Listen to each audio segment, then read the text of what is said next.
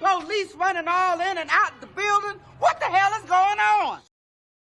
Raiders versus Steelers, and this is the game plan.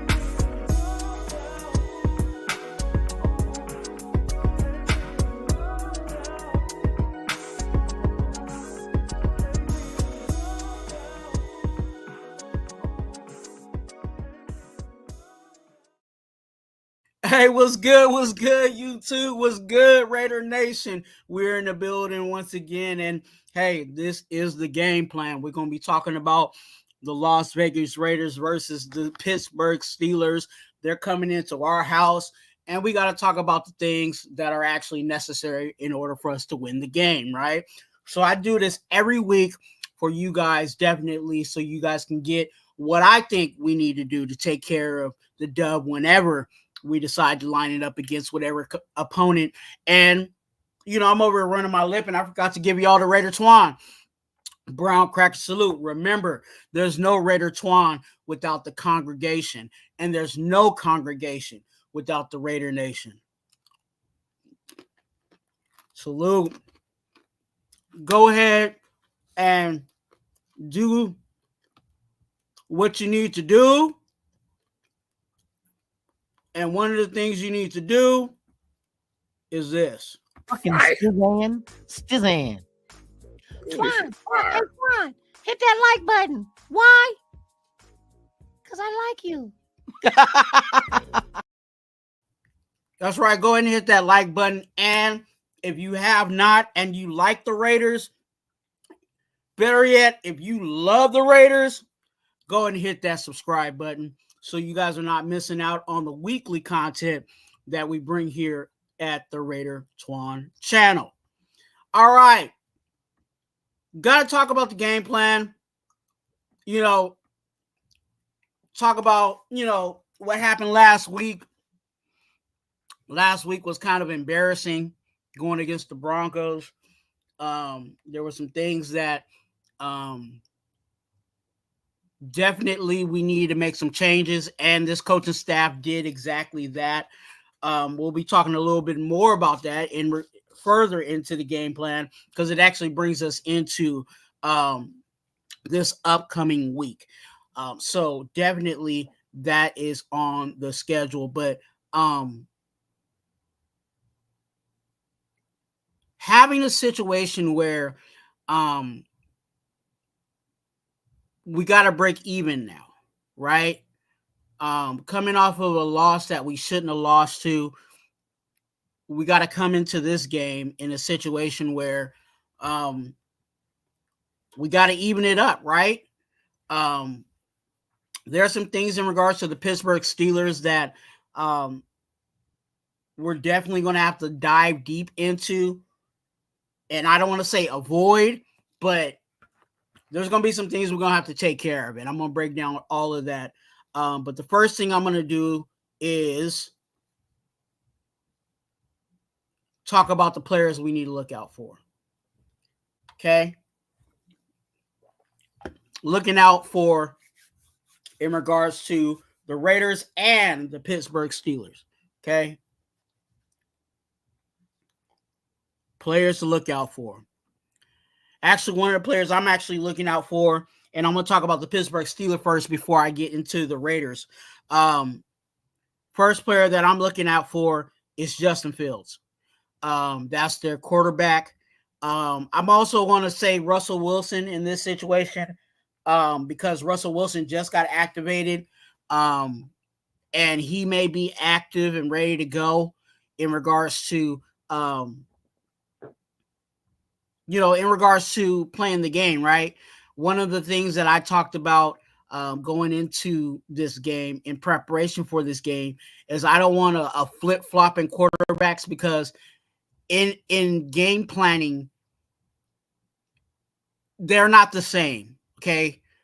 Justin Fields, the game plan that you would do against Justin Fields is going to be different from the game plan that you're going to have going against someone like a Russell Wilson, okay? So I don't want a situation where they're like, oh, Justin Fields ain't playing well, and then let's put Russell Wilson in, because then that's not going to help us in regards to schedule, in regards to game plan, in regards to just us executing exactly what we need to execute. So I hope, my hope is that they don't do a flop or switch at the quarterback position. I hope they stick to whoever that is. Now, I'm fine with whoever it is. You know what I'm saying? If they say Justin Fields the guy and he's that the whole game, I'm cool with that. If they use Russell Wilson and they decide to use him the whole game, I'm cool with that too. But again,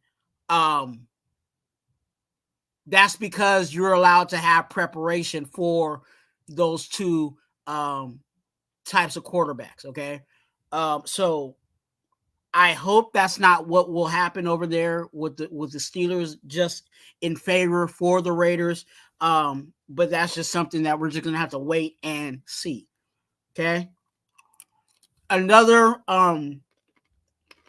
person from the Steelers that I'm going to be looking at is their running back Najee Harris. I say it a lot in regards to certain teams, just because of the way that they are coached, that if we allow Najee Harris to run the ball and the Pittsburgh Steelers to run the ball the whole game, they will run the ball the whole game. So definitely Najee Harris is a guy and player to look out for. Now, I talked about the quarterback, I talked about the running back, but I'm also going to talk about another guy on their offense, but not someone that maybe not everybody is looking out for. A lot of people, when you think about pass catchers in regards to the Pittsburgh Steelers, you think about Pickens, you know what I'm saying? And I'm not looking at Pickens in this situation, even though he is a talented wide receiver. The person that I'm looking at is their tight end, Pat Freiermuth. And the reason why I look at Pat Freiermuth is because actually Pat Freiermuth is one of the guys that they identify as what I call their safety net. When things start to break down and they're looking to move the chains or just looking to gain some yards, they result to looking at the tight end. And this is for Justin Fields and also for Russell Wilson. So, in regards to their pass catchers, yes, you can look at Pickens, but I'm looking more at Pat Freiermuth in this situation, and definitely keeping an eye out on him. Who are we going to plug in on him? Are we going to let Nate Hobbs have that assignment? Are we going to let one of our safeties, whether it's Merrick or, Isaiah Palomar, take over for that, for that role? We shall see, but definitely Pat Freiermuth, especially on their third downs and certain downs that you're really needing to convert. They're needing to convert. I'm definitely going to be looking at Freiermuth, their tight end, in those types of situations. Now, we just talked about, the players to watch out for the Pittsburgh Steelers. Now, we got to talk about the Raiders, right? Got to talk about the Raiders. What players, again, that you're looking at, let me know. down in the comment section players that you are looking at. But one guy that I'm definitely looking at is Aiden O'Connell. That's right, AOC, Aiden O'Connell, Farver, whatever you want to call him. Aiden O'Connell, okay? I'm looking at him in regards to this situation because last week we had Gardner Minshew out there and he was, playing with his nose. But now we have Aiden O'Connell and he will be our quarterback for this week. This will be an opportunity where he will come in to hopefully salvage what we have left in the season, hopefully to bolster this offense that we still believe still has talent and still has some capabilities there. We're definitely going to be looking at AOC. One of the things that is important for AOC to do is to limit turnovers. You know what I'm saying? We don't need him to turn the ball over. And that's one of the main things. We know that our head coach, Antonio Pierce, has said this many a times. He actually said it in his last press conference leading up into this game. And he said it he said it a bunch of times. No turnovers, no turnovers, no turnovers. And he's saying that because he really means that. That is a serious point of emphasis in regards to the quarterback position. So definitely I'm looking at Aiden O'Connell to be one of those guys that is not going to turn the ball over, okay? Another guy that I'm looking at is going to be on the offensive side of the ball. And actually, I have two more guys on the offensive side of the ball. But this next guy is our number one wide receiver, Jakobi Meyers. Yeah, I said it right the first time. Our number one wide receiver, Jakobi Meyers. Yes, he is serving as our number one wide receiver. He is, in my beliefs, a number one wide receiver in this league. And this is just another step for Jakobi Meyers to show that he is that number one wide receiver.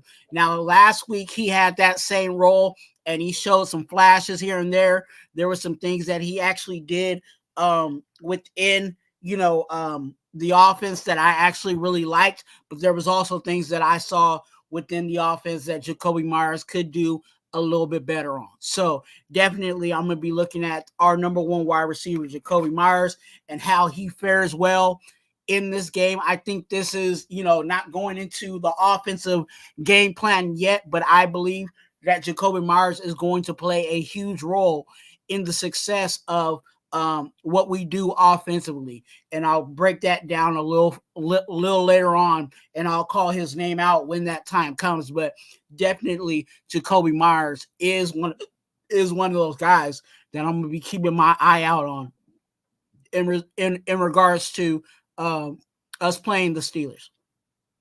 Excuse me. Okay, another name that I'm looking at is our tight end, Brock Bowers. The rookie Brock Bowers. Yes, the rookie Brock Bowers. Brock Bowers has been playing very solid as of late. He's been playing consistent and actually has been showing a whole lot of good flashes.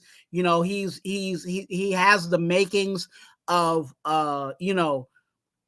what people are saying that he can have. He has that all-star capabilities. So let's just see if he progresses. Let's see if he moves up and gets better in that. I'm definitely going to be just like Jakobi Meyers. I foresee that Brock Bowers is going to also play a major role in the success of this offense. I think there might be a certain situation, even with the Pittsburgh Steelers, that they might try to scheme up some kind of, box or some type of, scheme to, limit Brock Bowers in the passing game. But then that also should be able to open up all of our other pass catchers like Jakobi Meyers, like our Trey Tucker, even our, DJ Turner. And reports have came out that they actually activated another guy that I think is a really trusty wide receiver for AOC, and that's Wilkerson.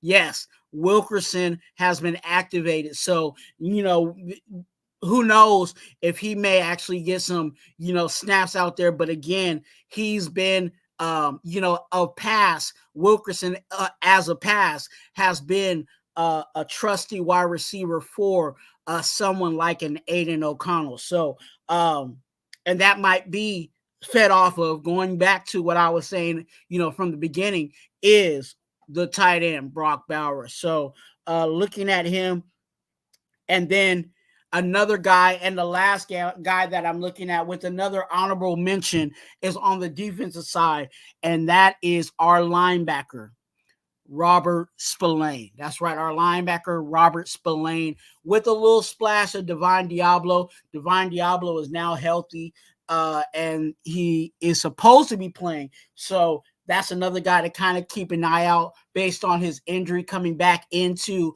the starting role, see how that plays out. But back to Robert Spillane, I think Robert Spillane is going to have to play a key role this week because of Najee Harris being the running back of the Pittsburgh Steelers. And even on top of that, remember, Robert Spillane was not drafted by the Raiders.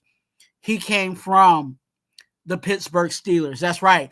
We got Robert Spillane from the Pittsburgh Steelers. So this is another opportunity for Robert Spillane to go against his old team and show his old team, what his new team is about and what he's doing with his new team. So that's definitely some added motivation for the linebacker, Robert Spillane. Shout out to everybody in the chat. Make sure you guys hit that like button. Hey, we talked about the players to look out for offensively, defensively, the Raiders, the opponent, right? Let me know down in the comment section who you looking at, who you thinking about in regards to the game plan, Raiders versus the Steelers. All right, going on to the next topic of discussion. What's the game plan against the defense? What are we doing defensively? Let me know down in the comment section. I see y'all in there.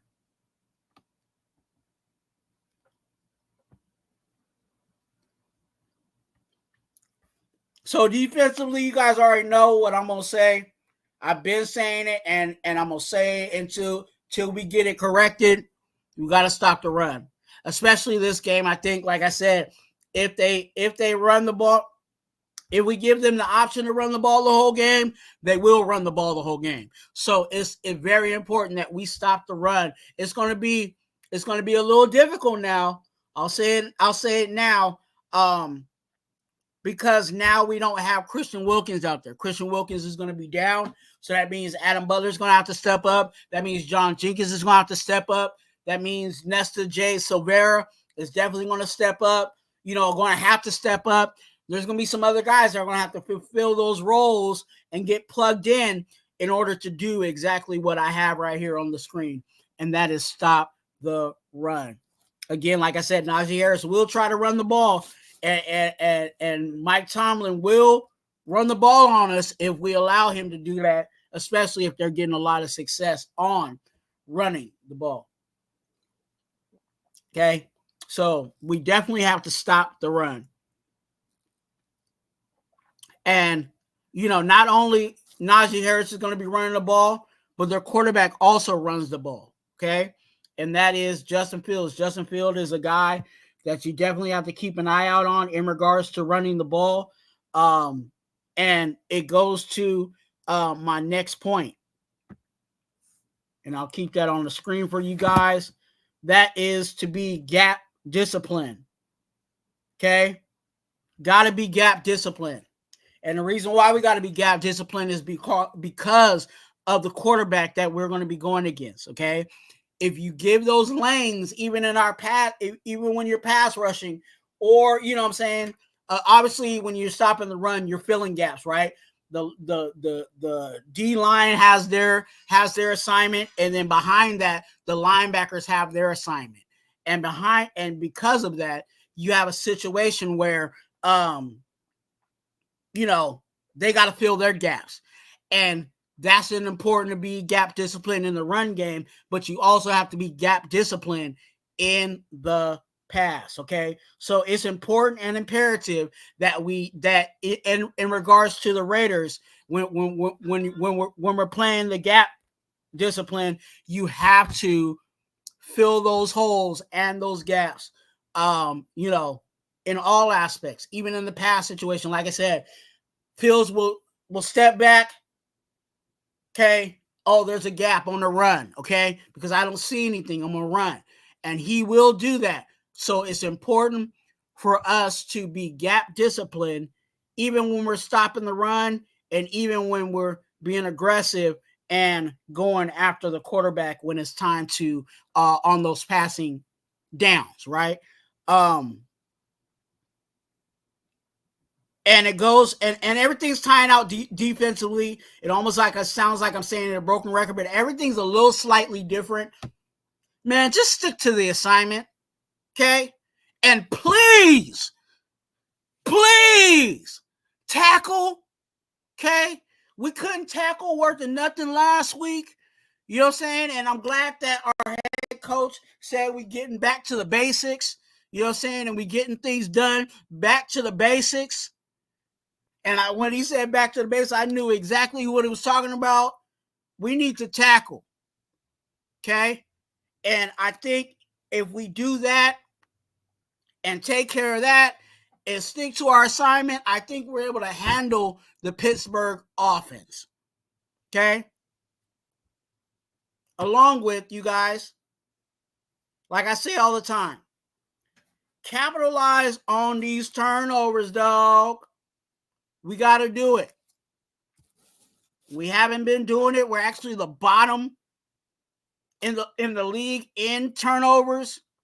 Getting turnovers, interceptions, fumble recoveries. We're at the bottom, y'all. But it doesn't stop us, and it shouldn't stop us from making that effort in creating these turnovers in order for us to hit them again with 7 points. Before we get into the offense, I'm going to do something a little different this time. I'm going to do a little shout out for everybody in the chat. Rambo, I see you, dog. Blessings to you. Ray Love, my mod, blessings to you.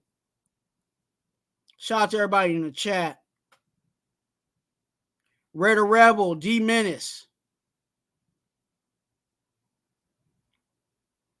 Lakers in 5. If you guys like the Lakers, go ahead and check out Lakers in 5. Great channel. Daniel Berry Sports, good to see you. Desert Rat.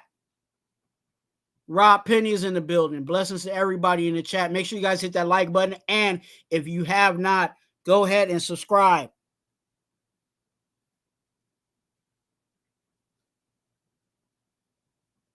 Gunsmoke Games, I see you. Make sure you hit that like button. And if you guys have not, go ahead and subscribe, okay? Hit that subscribe button. Share this out to your friends and family on Facebook, Twitter, Moco Space, Yo Space, all the space. Let them know that Raider Twuan is out here spreading that Raider gospel. All right? As we get to the offense, okay, there are some things definitely we need to discuss about the offense. Some of it's going to be predicated off of the Pittsburgh defense. The Pittsburgh defense is actually pretty good, okay? And I'm being very modest when I say that. They're pretty good. So there's going to be things that we're going to have to do reaction-wise based off of what I'm seeing from their defense, okay? And one of the things we got to do offensively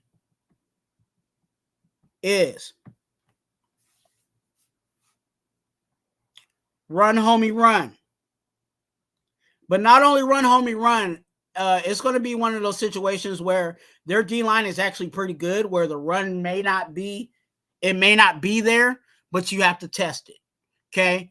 And get creative, you know what I'm saying? Don't just run it up the gut and say, oh, the running game is done. Stretch it out.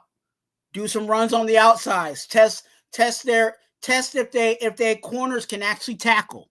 You know what I'm saying? That's when you're sweeping the ball to the outside, you're testing their the mobilities of their linebackers, but you're also testing their corners to see if they can get off of the initial block of the wide receiver and make that play, right? So you got to test it out. And in this situation, it might be one of those games where we might have to pass in order to run. And, if you got to do that, it goes to my next point. Keep the QB clean. We got to keep AOC clean, okay? Got to keep them clean. The way that we're going to have success, we know Aiden O'Connell has some slight mobility. We know that he's just not a straight up statue because he's shown a little bit of he's shown a little more mobility than he has in the past. I'll just say it like that. But we know that he's not the best at, just getting out of the pocket and running for it, right? So because of that, we gotta keep the quarterback clean, allow him time to read the opposing defense and attack. Okay? And in order for him to do that, we got to keep him clean. Okay? Because their pass rush is actually going to be good. I think what's going to be really a good telltale sign, and this is a part of not just the player to look out for, but for the players to look out for. It's really going to be our offensive line against their defensive line. Okay? And because of that, in order for our offense to really be moving and grooving, we got to keep the quarterback clean. Okay? And how should we pass? Is my next point. Use the quick pass game. Get the ball out quick. You know what I'm saying? I'll say it like this. If Aiden O'Connell drops back, and obviously, in regards to quarterbacks, they have progression, right? If his first read is open, go ahead and hit it. I don't care if we look at the tape later and it's like, oh, Tucker was really streaking down the field and he was the third read. No, hit the first read. Okay? Because if you hit that first read, you're still moving the chains. It's not a dump off. Okay? I'm not saying the dump off, how everything ain't working off, then you give it to the dump off. I'm not saying that. But the first route read, if that's open, go ahead and hit that. Because we're moving that first of all, that allows for us to move the chains, and then we're not getting sacked. Okay? And we're keeping the quarterback clean. So we're moving the ball. TJ Watt is getting frustrated because he's not getting the sacks that he thinks he was going to get, against us. Because he knows our quarterback ain't the most mobile. They know what's up, right? So moving the chains will limit their pass rush like that. And especially if we're 1-2 hit, 1-2 hit, okay? That's how you're moving the chains. That's how the quick pass game also will stalemate the opposing pass rush. Okay? And honestly, that's what I got for the offense.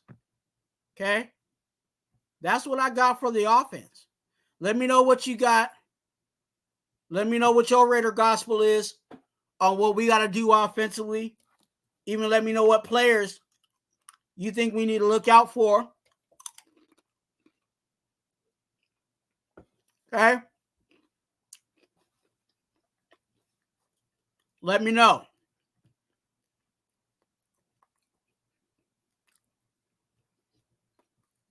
We talk about offense, we talk about defense, we talk about players to look out for. And you know we got to talk about coaching. Okay? And actually, put your comments down, because I'm going to read your comments at the end of this. So let me know your thoughts on what we're talking about today in regards to the Raiders versus the Steelers. Okay. What's the game plan in regards to our coaching staff?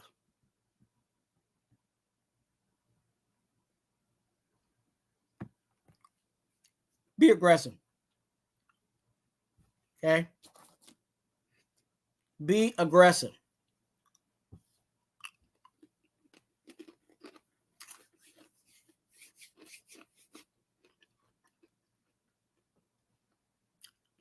Don't be too conservative, because conservative will also cause you to lose some games. Kind of like last week before it got crazy on us. Now, along with being aggressive in the coaching staff, I got to bring up the next point. Make adjustments. And I think in regards to, like I said, with making the adjustments, we're not completely sure. You know, it might be Fields, it might be Russell Wilson. And because of that, you're going to have to make adjustments. And it can be the X's and O's, but it also can be the personnel. Okay? They're going to have to make adjustments for personnel-wise against, because of Christian Wilkins not being available. Okay? So who are you plugging in for Christian Wilkins on third down? Who are you plugging in for Christian Wilkins on one of the rundowns? Okay? Make the proper adjustments. Okay? Because again, with that offense of the Pittsburgh Steelers, we're not completely sure what's going to happen. Okay? So you got to make the adjustments. Don't get hard-headed.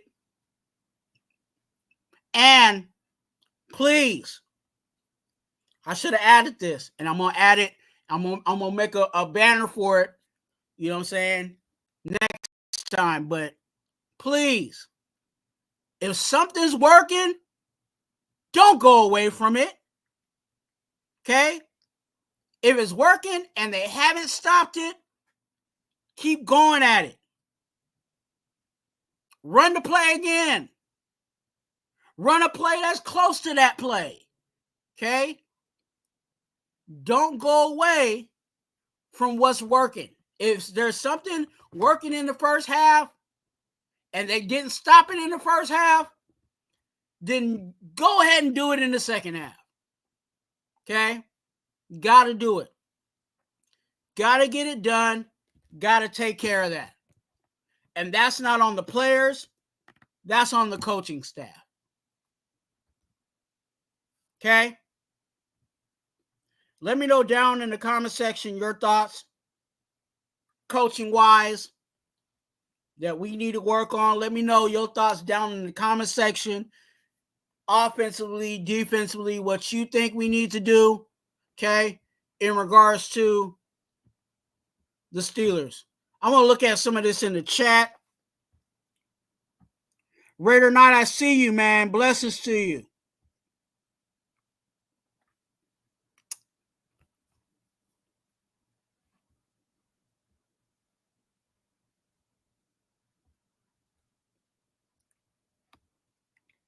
I see you guys in the chat. I'm gonna get you guys. Actually, let me do this. Raider Knight, if you're available.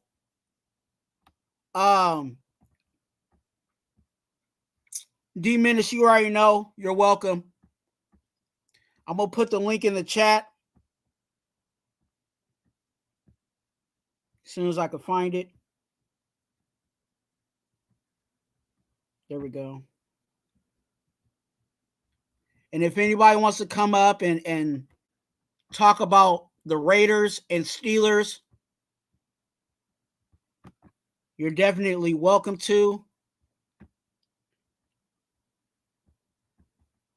My rules is as long as you're talking Raiders and keeping it, respectful, it's all good with me. Okay. You guys, I'm actually going to I'm going to be changing my game plan, every once in a while. So this is going to be one of those where I talk my Raider gospel, and then I'm going to let some people come up on panel and share their thoughts, in regards to the game plan, maybe have some questions about something I said in regards to the game plan. I'm also available for that too.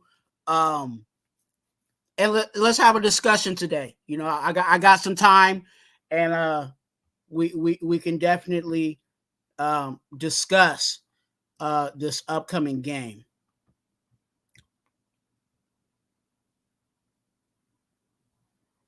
Okay.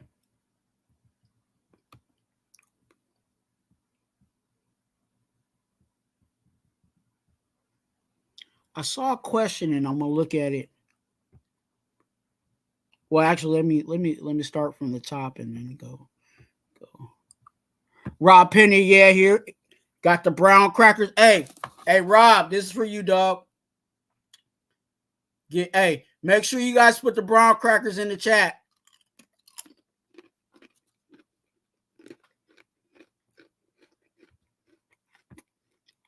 There's a wrap. Man, look. And get some more brown crackers.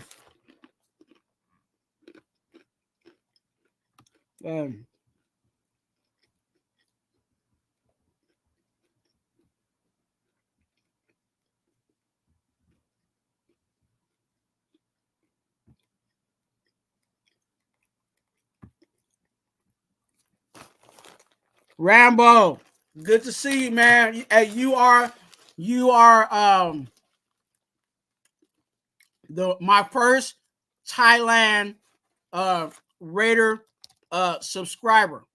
So, hey, salute to you in Thailand. Let all your friends in Thailand know that Raider Twuan is here to give them the Raider gospel. Please share.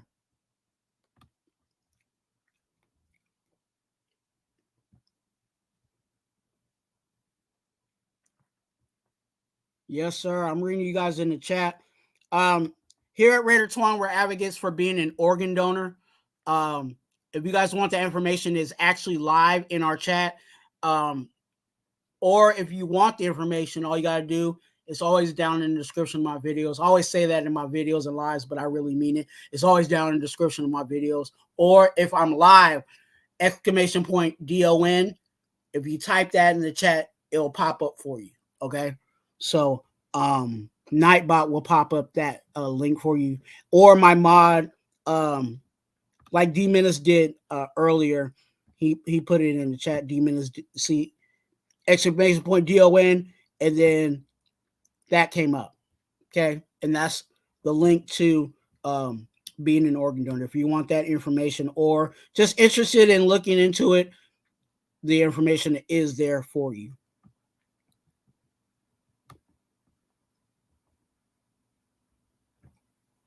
Rebel, good to see you, man.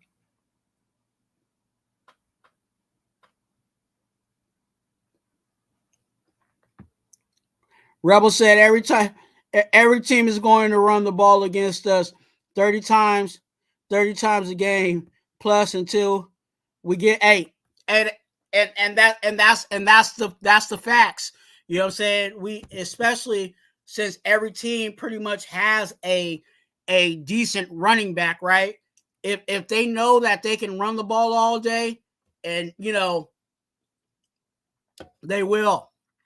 And I keep saying that, but it's the facts. And if I gotta say it every week, then I just gotta say that every week, because that's the reality of where we are in regards to this team. We're not stopping the run well. We're not tackling well. You know what I'm saying? And some of the and a lot of those things are the makings of, like Rebel said, every team sees that on tape, and they're willing to test that out.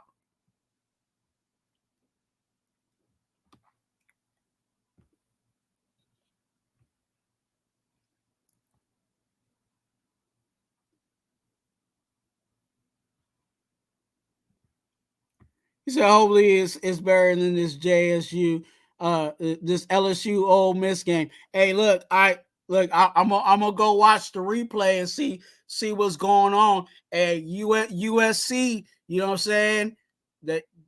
They ain't fighting on. they wasn't fighting on, and Alabama almost got they almost got beat by South Carolina. So yeah, actually, to be honest with you, I watch. You know what I'm saying?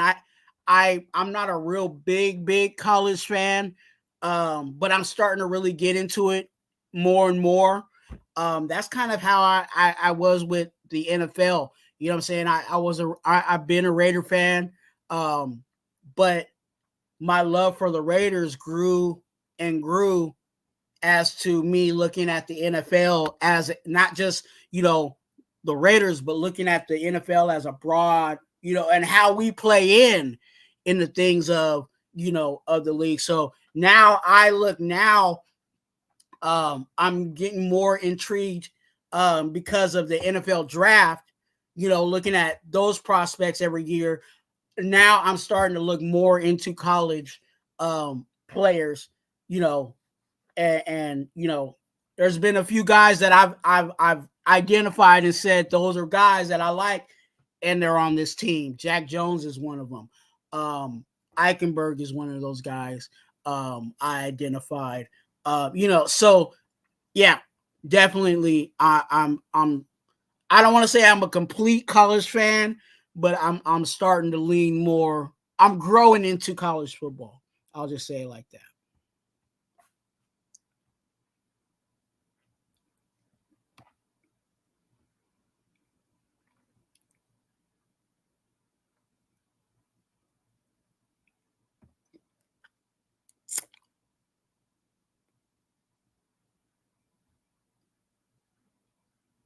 You guys make sure you hit that like button and subscribe.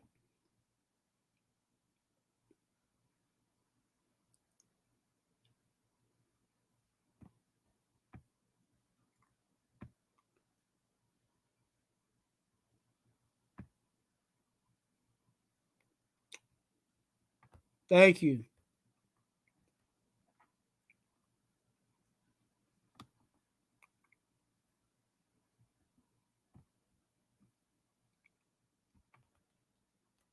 Players, Raider Knight said players running into each other. Is that a bad play call or confused players? Now,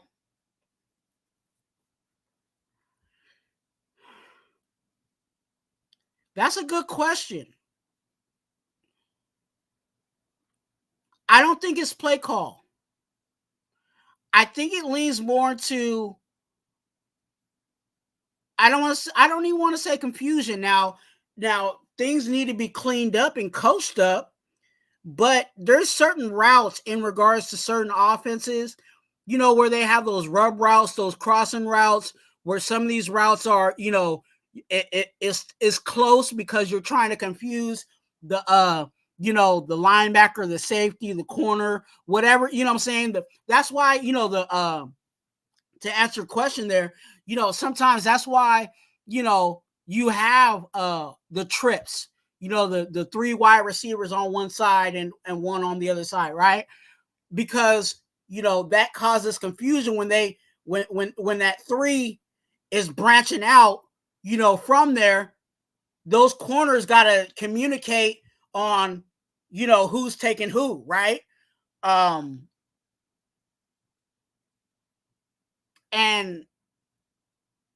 it might be because I know in certain situations, I'm just trying to give you what kind of makes sense to me, okay?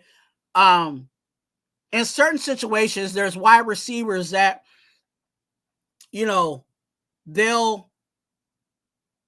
they're trying to shake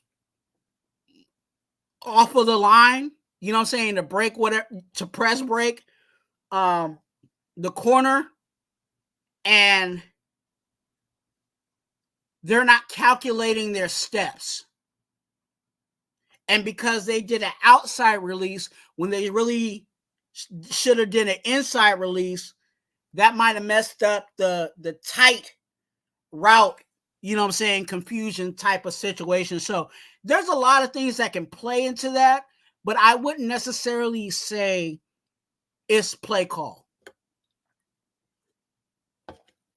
Because I'm still on the boat to answer to even go deeper into your question. I've been more on the boat that a lot of the issues in regards to the Raiders, a lot of issues that have gone on with the Raiders of recent has not necessarily been because of the playbook. It's because of two things that I identify as when we're calling the plays, which is on Getsy, but also looking at the execution.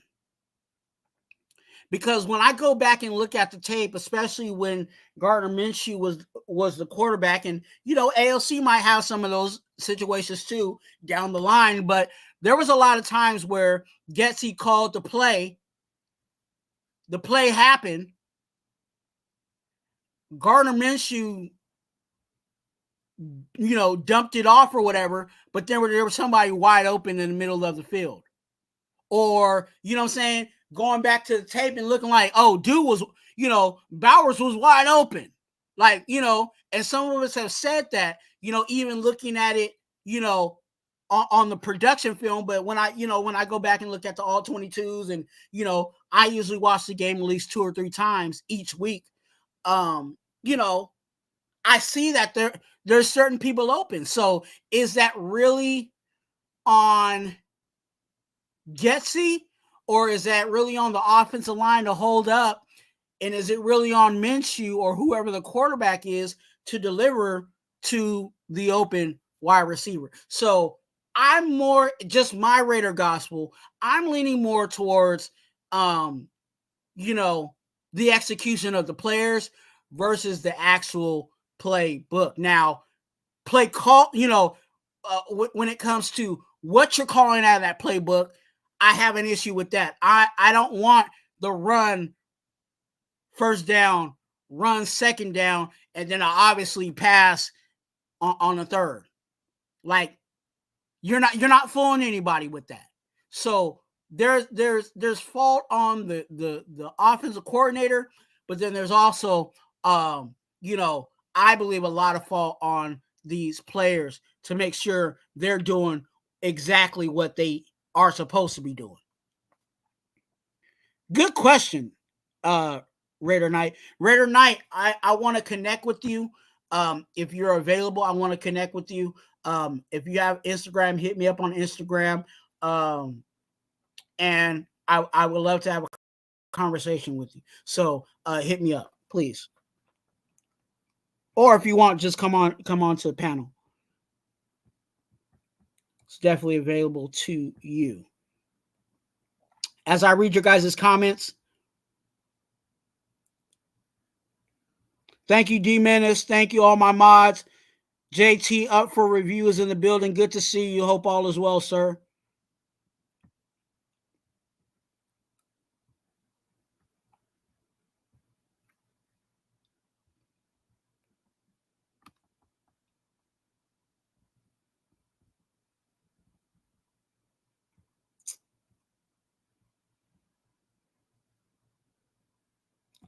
Hey, you know what?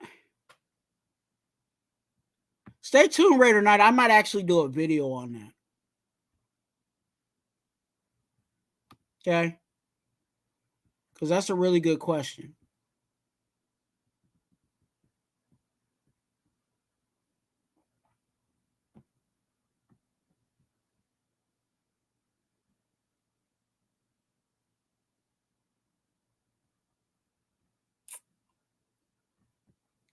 Yes, sir. Hey, make sure you guys hit that subscribe button if you guys have not. Ray Love. Hey, Ray Love with the brown crackers, man. Hey, look, hey. Y'all know what to get me going. Yes, sir. Yes, sir.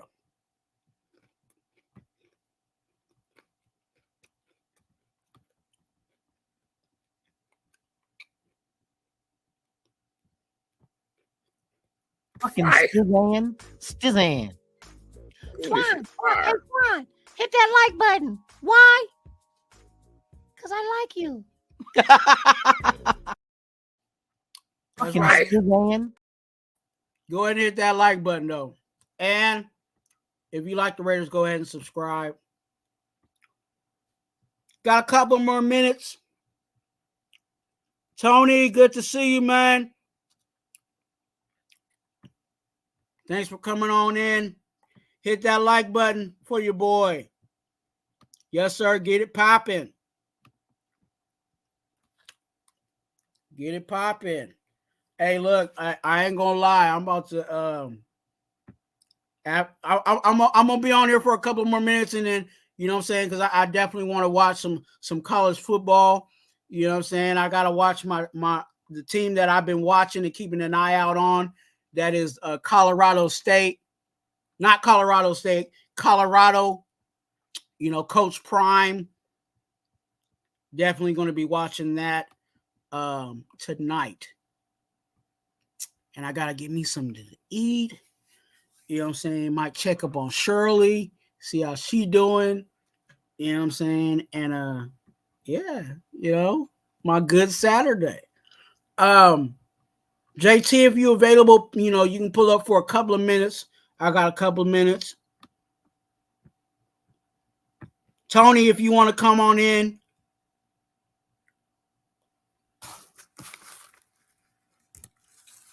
We can talk. Any of my deacons, that's right. My mods are called deacons, okay? So anybody that's got a wrench, if you see them with a wrench, they are a deacon, okay? They are a deacon. Shout out to the deacons that do a whole lot of good work for you guys in regards to Raider Twuan and the congregation.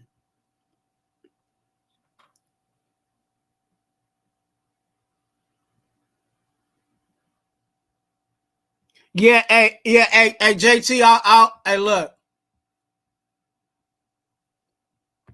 I'll give you a minute, because I definitely don't want you to pull up when you just got out the shower, dog. I need you to come on screen with some clothes on, dog. Put a shirt on. Put a shirt on.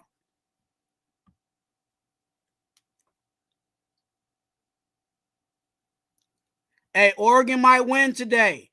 Hey, Tony, who they playing? Because I don't know that on top of my head. I remember the schedule. I know they playing today, but I don't know who exactly they're playing. Let me know who they playing, Tony.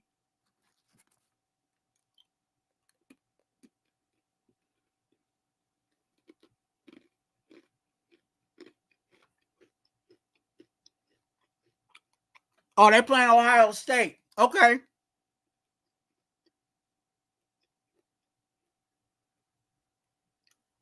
Oh, Ohio State at home. Okay. Okay. I'm about to flip back and forth on that one. Check that out. You guys let me know. You know what I'm saying? Like I said, I'm of course I love the Raiders. I follow the NFL, but now I'm starting to really, you know, kind of keep my eye out in college football. I did watch Arizona State. I forgot what team they was playing. But they beat that. Oh, they beat Utah. Upset. They beat Utah. Yeah. Shout out to Arizona State. So yeah, I'm watching a little bit here and there. You know, keeping my eye out to the streets. You know, making sure who we need to snag. You know what I'm saying? Not just at quarterback, but all the other positions. There's a lot of other. As much as we need a quarterback here with the Raiders, there's a whole bunch of things we need to address. Do we need another corner? Do we need do we need to look more on our offensive line, right? For various reasons, right? So definitely got to look at that. Running back, right? We still got some kind of question marks there at running back, right? So definitely got to look at it.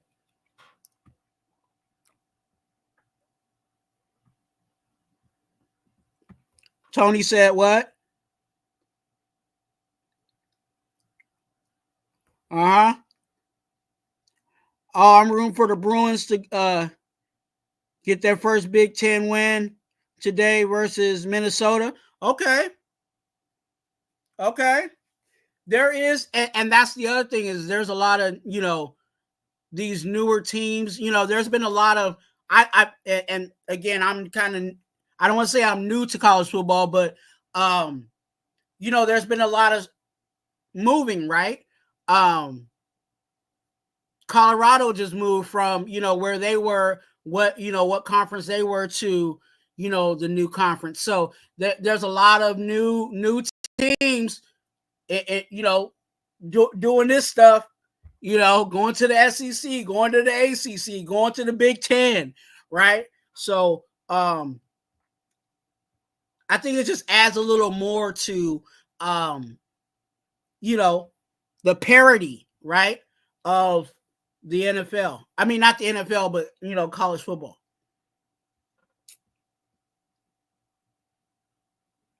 Freddie, good to see you. Hope all is well. Make sure you hit that like button, fam.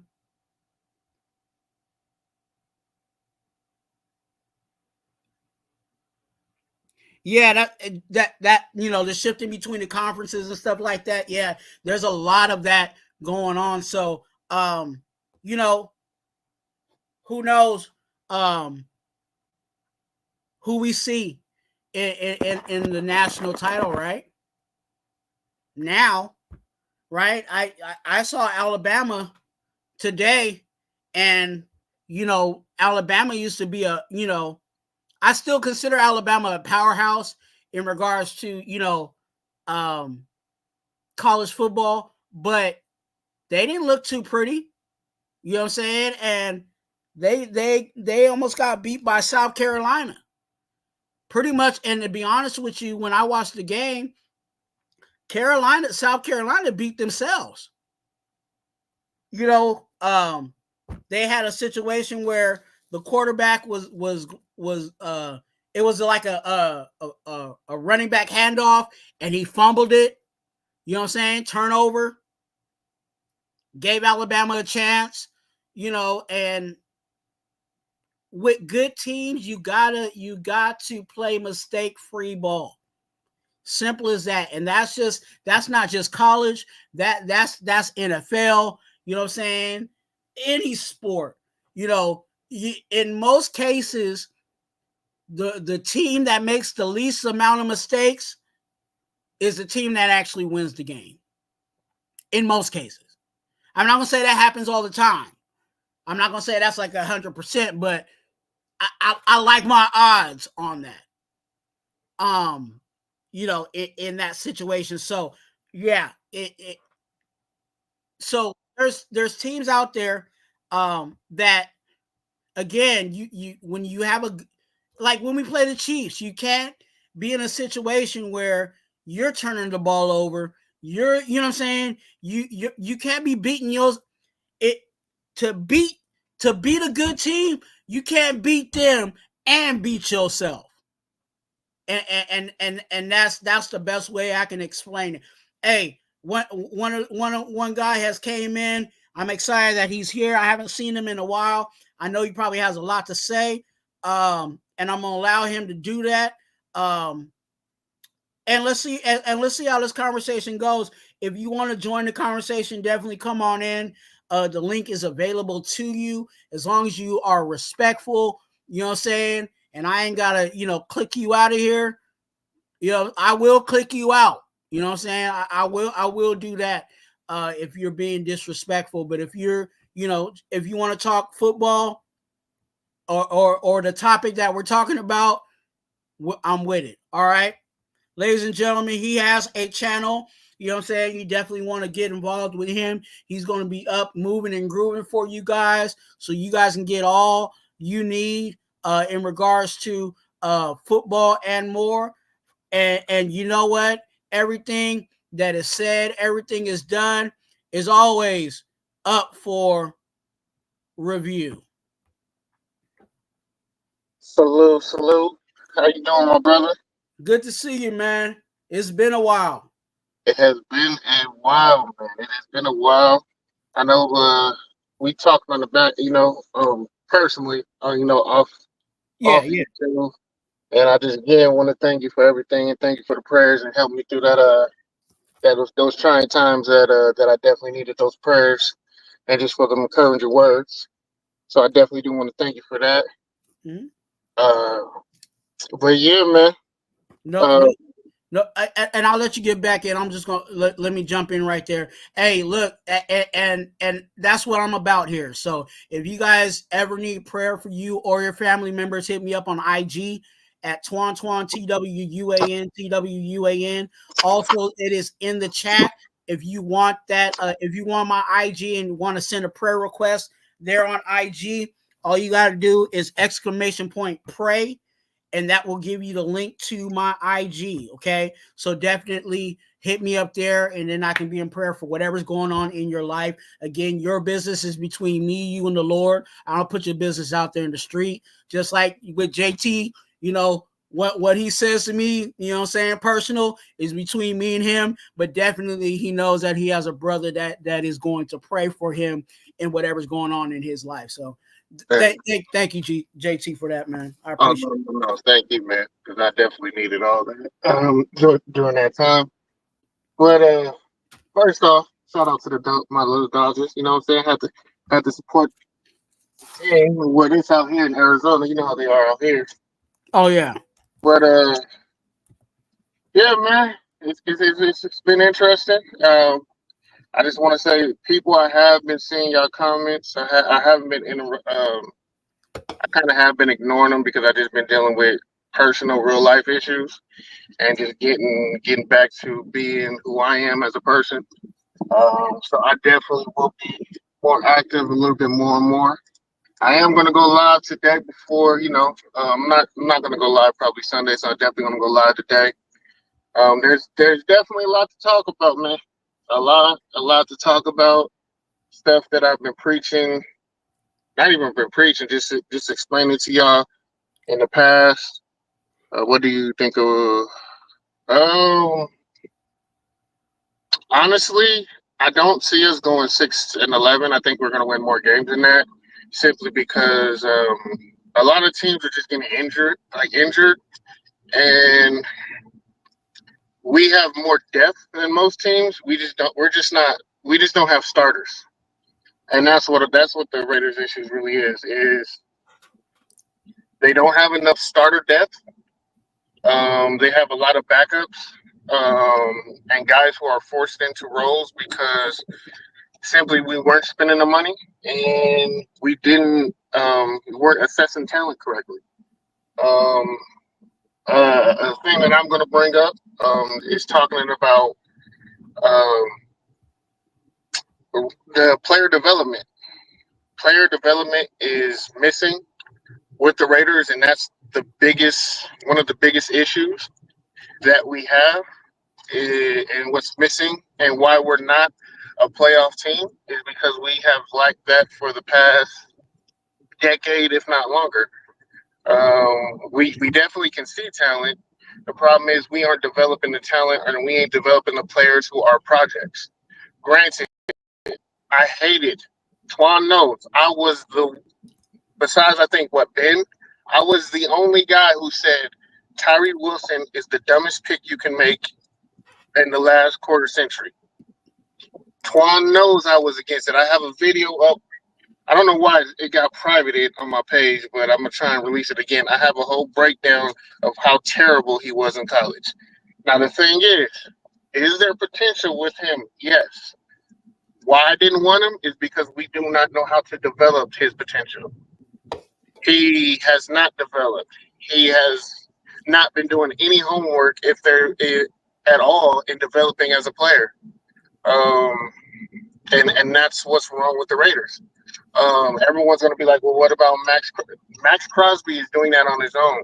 Josh Jacobs is doing that on his own. Jacorian Bennett, the young corner, he's doing it on his own. He's not progressing. This is another reason why I didn't want Patrick Graham. I will say, you know how I am about Patrick Graham. He's not doing a bad job.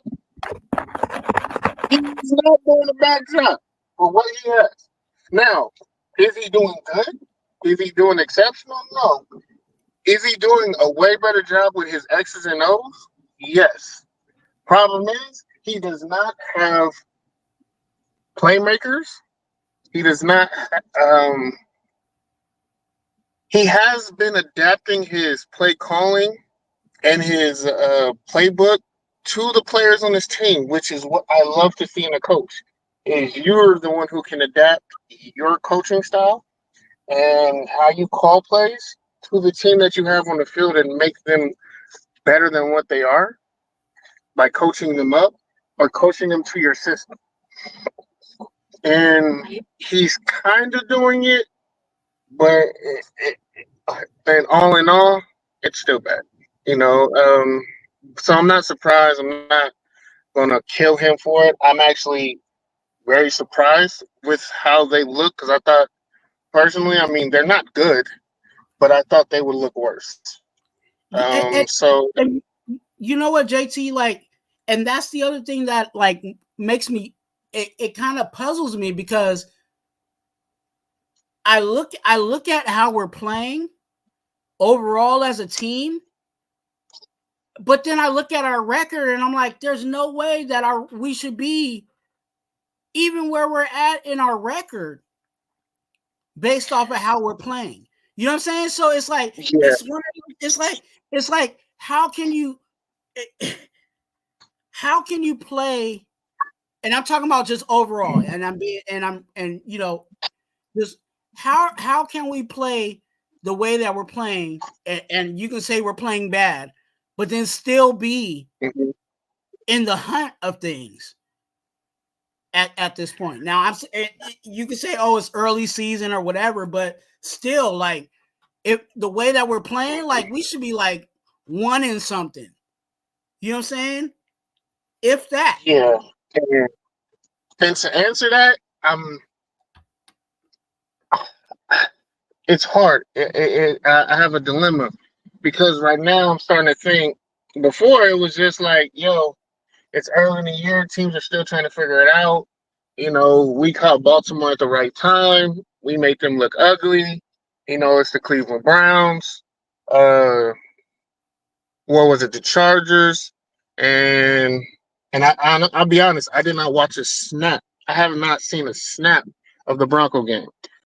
Did I want us to? Of course, I didn't want us to lose.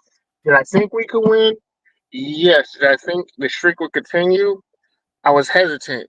Did I think we would lose how they lost? Well, just looking at the score, I didn't think the score would be that bad. But again, I have not watched a snap of the game. I just refuse to watch the highlights. I'll probably watch the game a little bit later. So I'm not assessing the Bronco game. But I will say for a while, I was just teams are just playing bad. They're playing down to us. And now I have to start thinking, I'm like, are they playing down to us or are we making them make these mistakes. Because a lot of the time when I'm watching the games, the offense of the other team, they're leaving us in the game a lot of the time. They're missing plays. But then it's like, if this is consistently happening, we're doing something for them to miss these plays. Why is he not seeing the open receiver? Why are they, making these mistakes? So that has to, I have to give credit when credit is due. If it's consistently happening, then that's a trend of us, affecting them more than, things that are not showing up on paper. Like the things that don't show up on paper is what's happening and why we're still in games. And that's part of. I have to give it to the coach. I can't give it to nobody else. To the coaches, to the players, as average as they are. You know what I'm saying? It is what it is, and I got to give credit. I'm like, I don't know why it's happening. I don't know why the team's offense is playing as bad as they are, but something's affecting them. And the only other thing that you can come to conclusion is that, hey, the guys on the opposite line are doing something to affect them. Whether they're intimidating them, whether they're confusing them, whether something's happening. You know what, Tony, and that's what keeps me optimistic, because I was high on Aiden O'Connell actually being the starting quarterback for us. Now, I'm not saying that he's the complete answer or he's the franchise guy or whatever, but I know like certain things that I was getting mad about in regards to what Minshew, in regards to delivering the ball placement and all of that. I was like, dude, we wouldn't have that issue with AOC now. With AOC, like I said earlier, his issue, and we just know that you got to keep a clean pocket. You know what I'm saying? If you give him a clean pocket, he'll be able to deliver the ball to whoever he needs to deliver the ball to. But if we don't, then that might be the tough situation. And let's just put it out there. And I said it in the game plan earlier. The Steelers defense ain't no joke. You know what I'm saying? Steelers are gonna be a tough out. It's gonna be a tough out. But I think if they commit to quick passing, not holding, not having the quarterback hold the ball too long in the pocket and all of that stuff, I think we should be somewhat have a fighting chance. I'll just say it like that. To respond to his question, I'll be honest. A lot's not going to change. I mean, Gardner Minshew and Aiden O'Connell are very similar quarterbacks. And right now, yes, O'Connell is a younger guy, and Minshew has more seasons and he's more experience. But O'Connor, they're very similar. They're very, very similar quarterbacks, which is why they brought in Gardner Minshew. But personally, not much is going to change. They're going to run the same plays. It's going to be the same schemes. The only difference is that O'Connell will let plays develop a little bit more than Gardner will, and he'll be able to see over the line a little bit easier. So he might see the things that Gardner missed. Those are that's really the only difference, is that he's going to allow the play to develop a little bit more because he can see more of the field. Other than that, they're really the same guy. It's just Gardner is just a better athlete. Gardner Minshew has an underrated arm, man. Gardner has a very strong arm. A lot of people, he just doesn't use it. He just doesn't use it. And that's the problem, because I've seen plenty of times where I'm like, dude, hit him. You know what I'm saying? And he's sitting there like, I don't know if I should throw it. I don't know if like, dude, just hit him. Like, he's there. Like, you know what I'm saying? Like there was like, and especially like, people want to talk about the Tucker deep ball that he threw, that one time. And, like, okay, yeah, I see that. But like, I need that on a more consistent basis where, hey, if it's there, you're not scared to just, you know what I'm saying? Because I think, and I've been saying that in regards to the frustration with Minshew was like, you're kind of hurting our offense because defensively, if you're not going to throw it deep, then what are the safeties doing? You know what I'm saying? Like, what are the safeties going to want to do? They're not going to back up. But they're going to tee off in your running game. They're going to tee off in your running backs. Exactly. So they're going and that's where our running game was getting, I'm not saying our running game was good or anything, like perfect or anything, but the ounce of running game that we did have was getting killed because defensively, everybody was getting sucked into the box because you weren't challenging or at least chucking the ball. You know what I'm saying? Like, I don't even care if you chuck the ball and you hit the upright. You know what I'm saying? You at the 40-yard line and you throw it and hit the upright. At least let the safety know that you'll be able to throw it that far. But if you ain't gonna at least put that fear in them, then they're gonna suck in. Our running game's gonna suck because everybody, you know what I'm saying? Now they got 8 and 9 in the box because you haven't challenged them over the top. Yeah, and we don't keep teams honest on either way. Either we throw it way too much and we abandon the run, or thank you, brother. Like, my pet peeve is when you like in a parking lot and cars will pull up right next to you when they have like this dude just literally ran over the curb. Like, I hate, like, there's so much room around here and he parks right next to me. Shout out to everybody. Make sure you guys hit that like button. Big Tone, I see you. Nebraska, I see you in the building. Make sure you guys hit that like button. And if you guys like the Raiders, go ahead and subscribe. Yeah, subscribe. Hit that like if you're a UCLA fan as well. I'll say Gardner has Kerry Collins syndrome. Oh. He just doesn't throw the ball. Like, if it's one-on-one, it's a 50-50, throw it. Throw it. You have nothing to lose. We only have anything to gain. And they just refuse to throw it. And we'll see if Aiden has that same issue. Devontae definitely likes Aiden a lot more. Devontae is going to finish out the season with the Raiders. This is a contract year for Devontae and for the rest of the season. Y'all heard it here first. Y'all heard it on Twuan's, Brown Crackers podcast. Davante Adams is going to finish the season with the Raiders, unless a team like Kansas City is going to push for him for the trade deadline. I already know they are. Unless they give us something immaculate like that, Davante will finish out the season with the Raiders. Right now,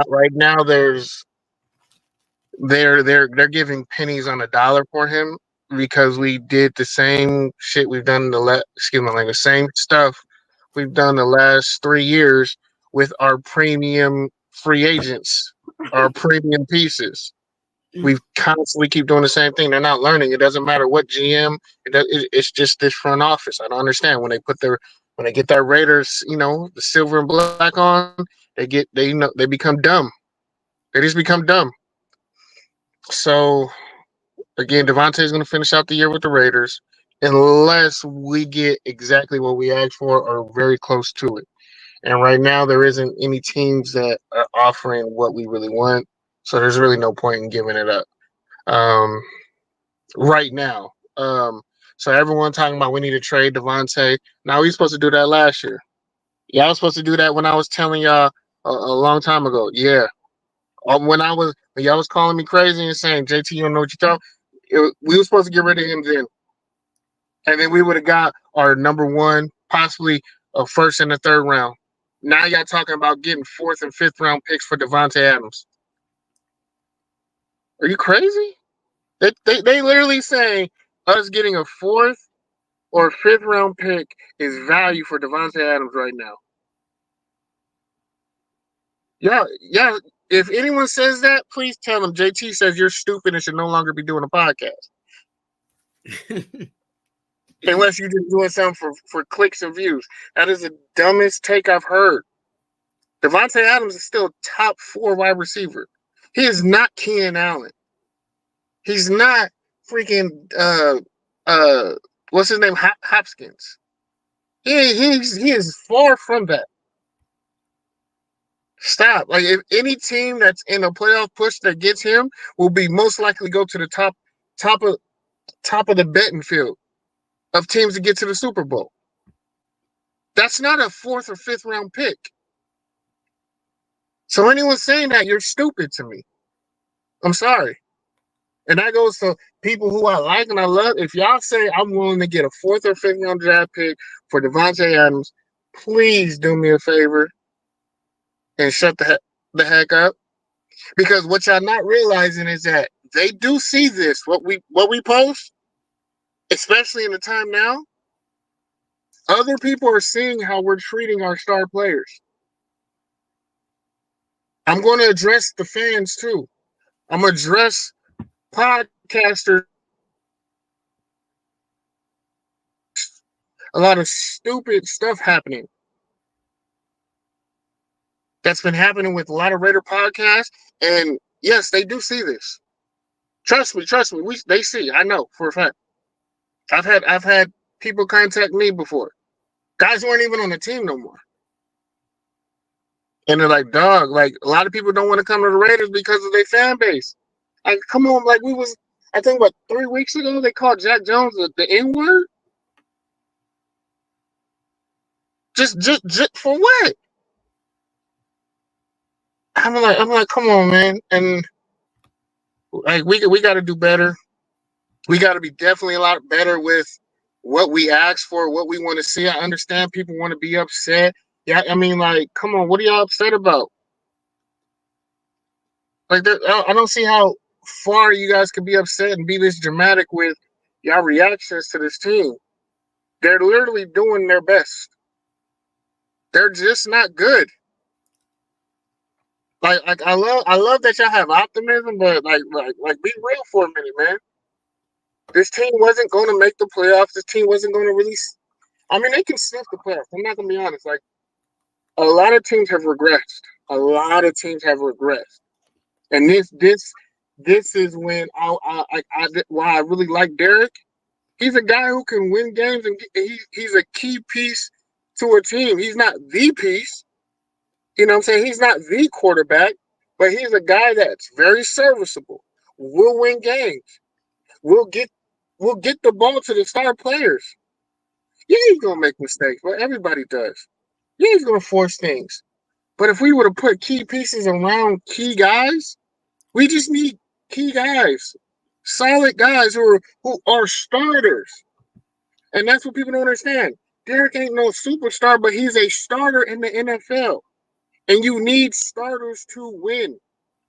The reason why Raiders lose is because they have backups. We have backups or second string guys. When you play and start games with second string, you're not going to be. You'll be competitive, but you're not going to win. You need guys that have starter quality, and we have too many backup and second string quality guys.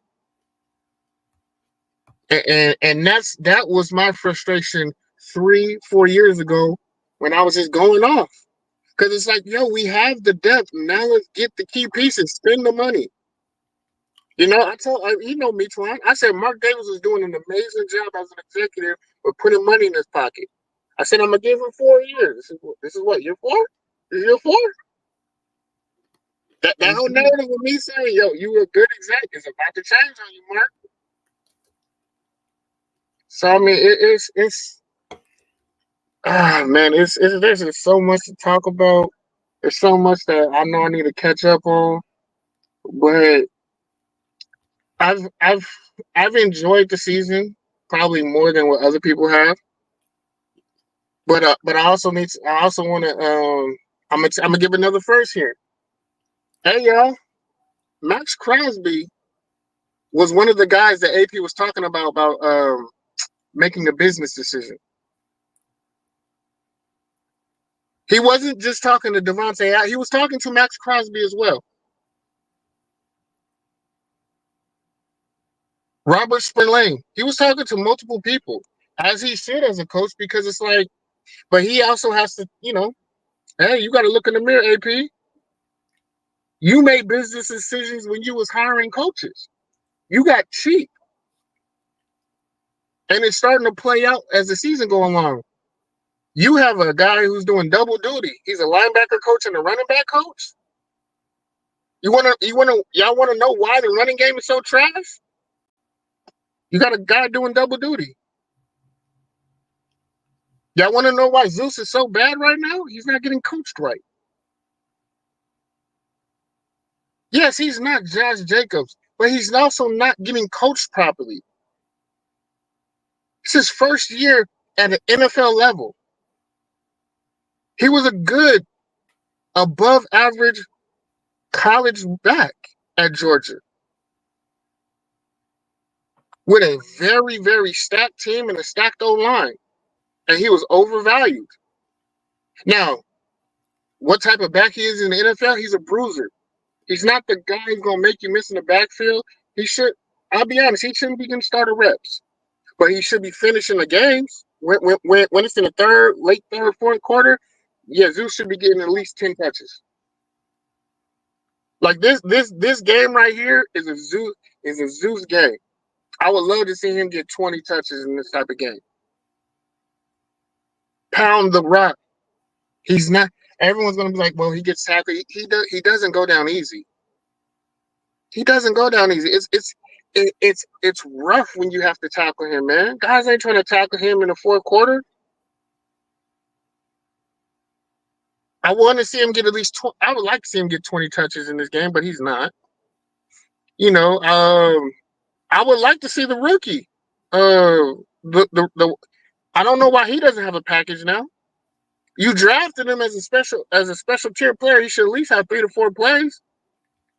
It would be nice to see him get out there, stretch the field, put speed on the field, make them now respect. Change it up. Like there's a lot that needs to be talked about. Like I've been saying, I'm gonna keep preaching it. Like I said yesterday in my short that I released a short yesterday, y'all. Y'all want to go see it. I have a lot to say. There's a lot to speak on, but unlike a lot of other guys out there, Twuan, I'm gonna come with answers. I got answers. I know what we need to do, and will they listen? That's on them. But I know what needs to be done in both ways. There's gonna be multiple. I'm gonna give you multiple options in what you can choose and what you want to do. Because right now the team's at a crossroad. According to PPF is trash. Stop listen to that. PPF will tell you Tyree Wilson is one of the better defensive linemen on the Raiders. Yet this guy is getting soloed by tight ends. By backup tight ends, he's getting blocked one-on-one. Don't give me PPF.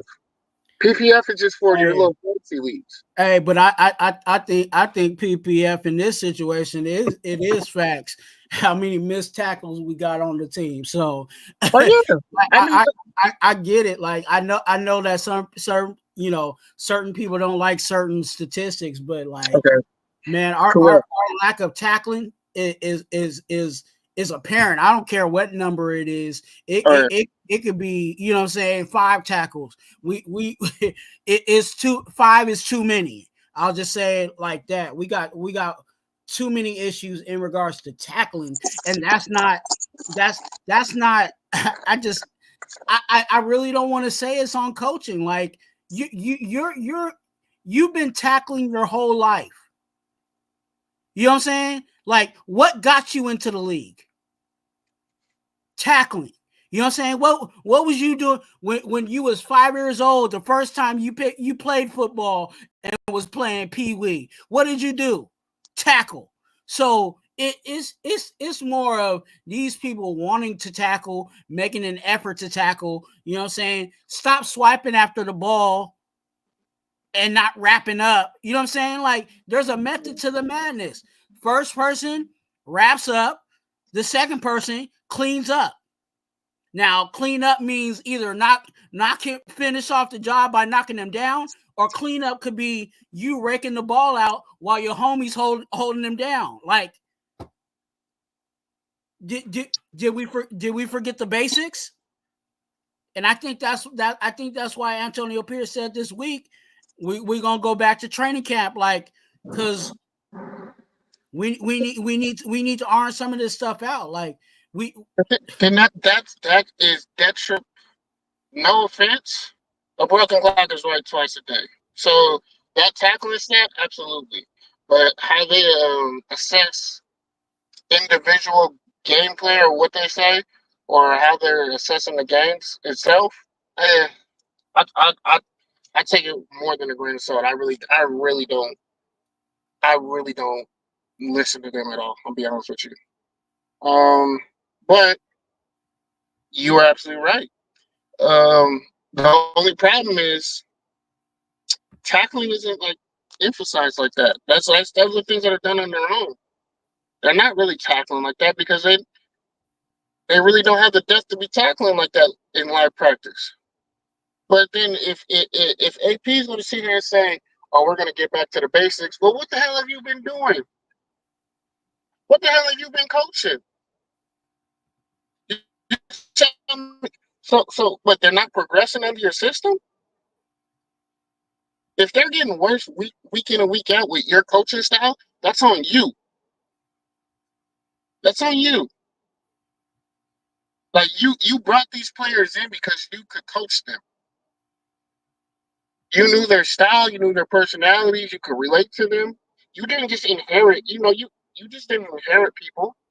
You brought people in, you made changes. You brought coaches in who said they can do this. And now you can't do this, and now you have to say, "Oh, we're going to go back to the basics and what football."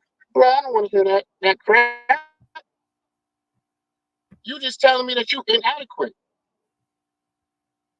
That's all that's fair. And I like AP.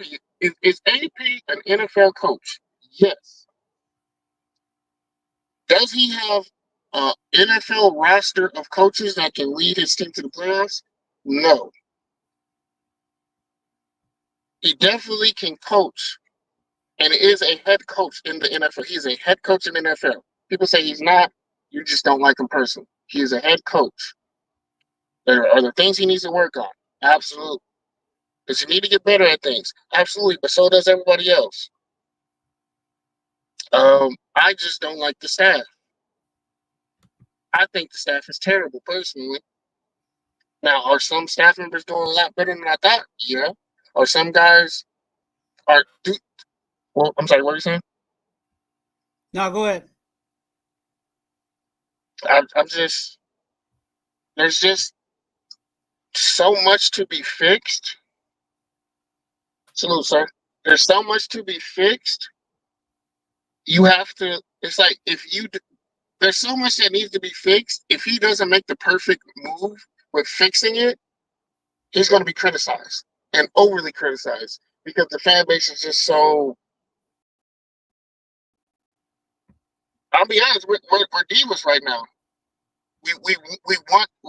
We're so hungry that we're going to be overly critical on anything that happens with the team.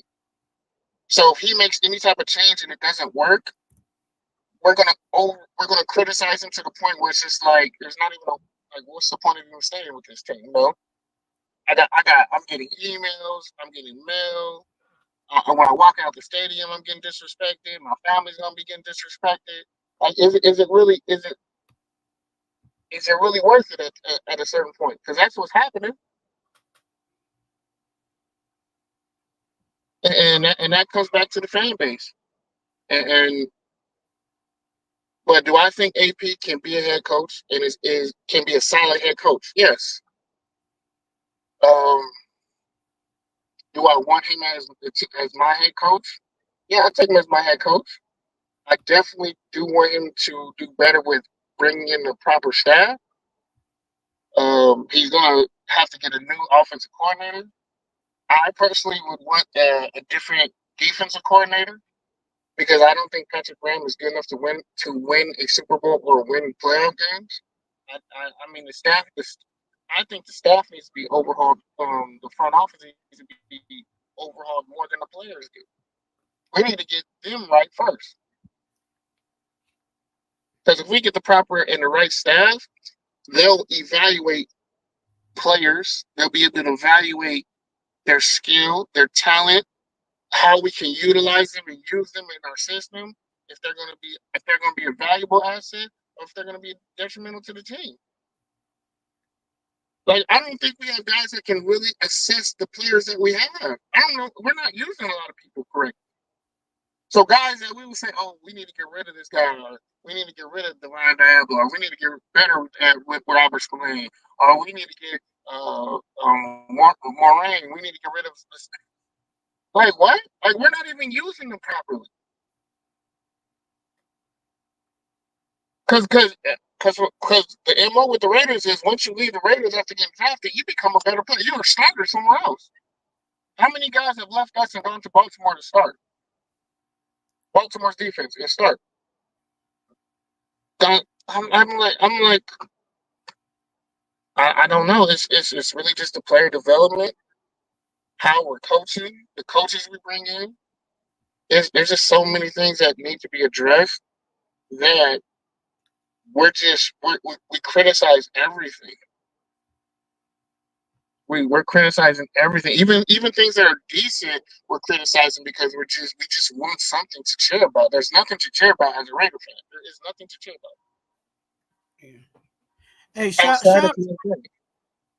out to everybody in the chat. Make sure you guys hit that like button. We got people in here listening and moving and grooving. Thank you for listening. Hey, look, we're 4 away from 400 subscribers. So go ahead and hit that subscribe button. You know what I'm saying? We're only 4 away from 400. Let's see if we can hit that tonight. We definitely gonna hit that. Tell people we back. Tell people I'm back. I'm over here. Tell them to come bring the love over to, the ground. The Twua, the channel, man. Let's get him a 4. Let's see what did he say. A deep-rooted problem have been there from the past. I was about to click on that one. Go to chat.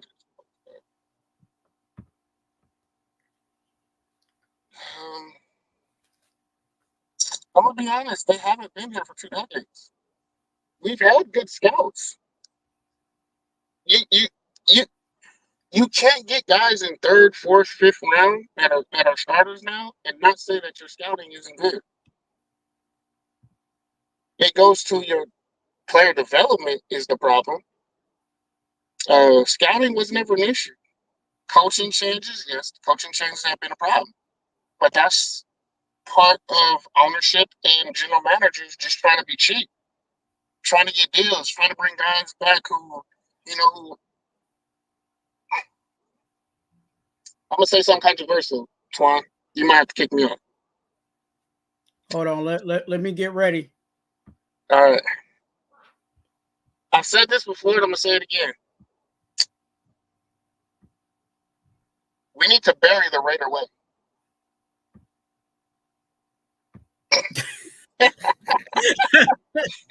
We got to bury the Raider way, man. If we want to win, the Raider way has to die. And everything about being a Raider, you know what I'm saying? I know there's a lot of nostalgia with that. There's a lot of history with that. If we want to win now, we cannot play the Raider way ball. We have to adapt. We have to catch up. And Raider way will never catch up. The old Raider way, that was trendy. That was the trendy thing. But guess what? Teams started adapting to our way of playing, and they caught up to us. And then they passed us. They took our way, and they made it better. And we refused to change. So if we continue to refuse to change, this is what the Raiders are going to be. Always talked about. They're going to be interesting. They're always going to have a couple of key players or people to talk about, something to hang their hat on with the players. But they're not going to win. There's not going to be no continuity there. The Raiders now are conditioned to lose.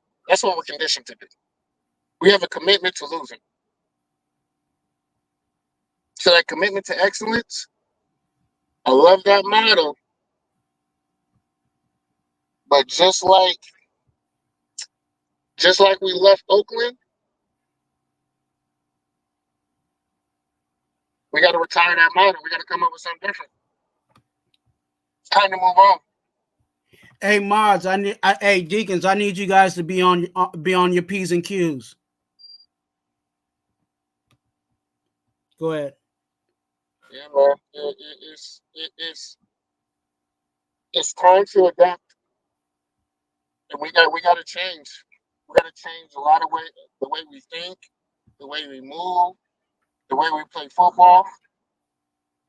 We have to change with modern time. You know, we can't play that ancient style of football. You know what I'm saying? Get a guy who's super fast and just throw the ball deep. That ain't gonna work no more. You know, constantly, you know, be the meanest team, the biggest team. That ain't gonna work. All it does is we lead the league in penalties. You know what I'm saying?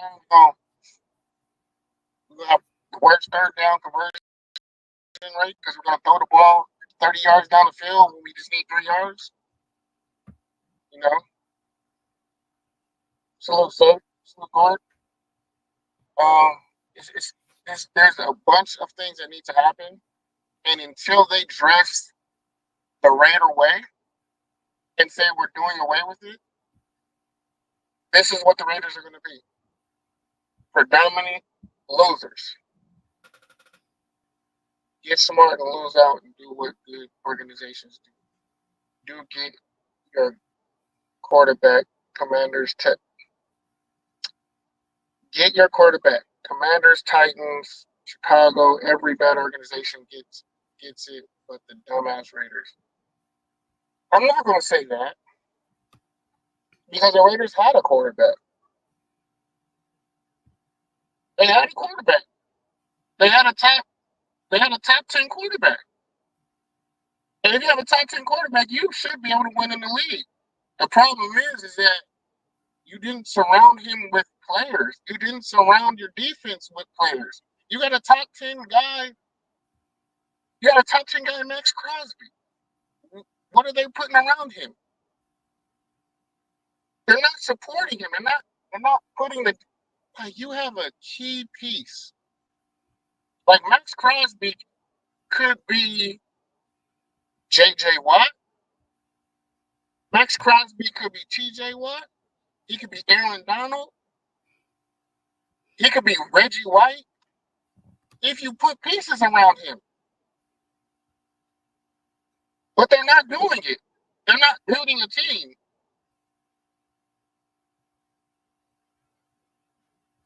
And that's the problem. Like, I'll be honest. I said this 2 years ago. I'm going to say this. I'm not spending another MFing dime on Raider stuff.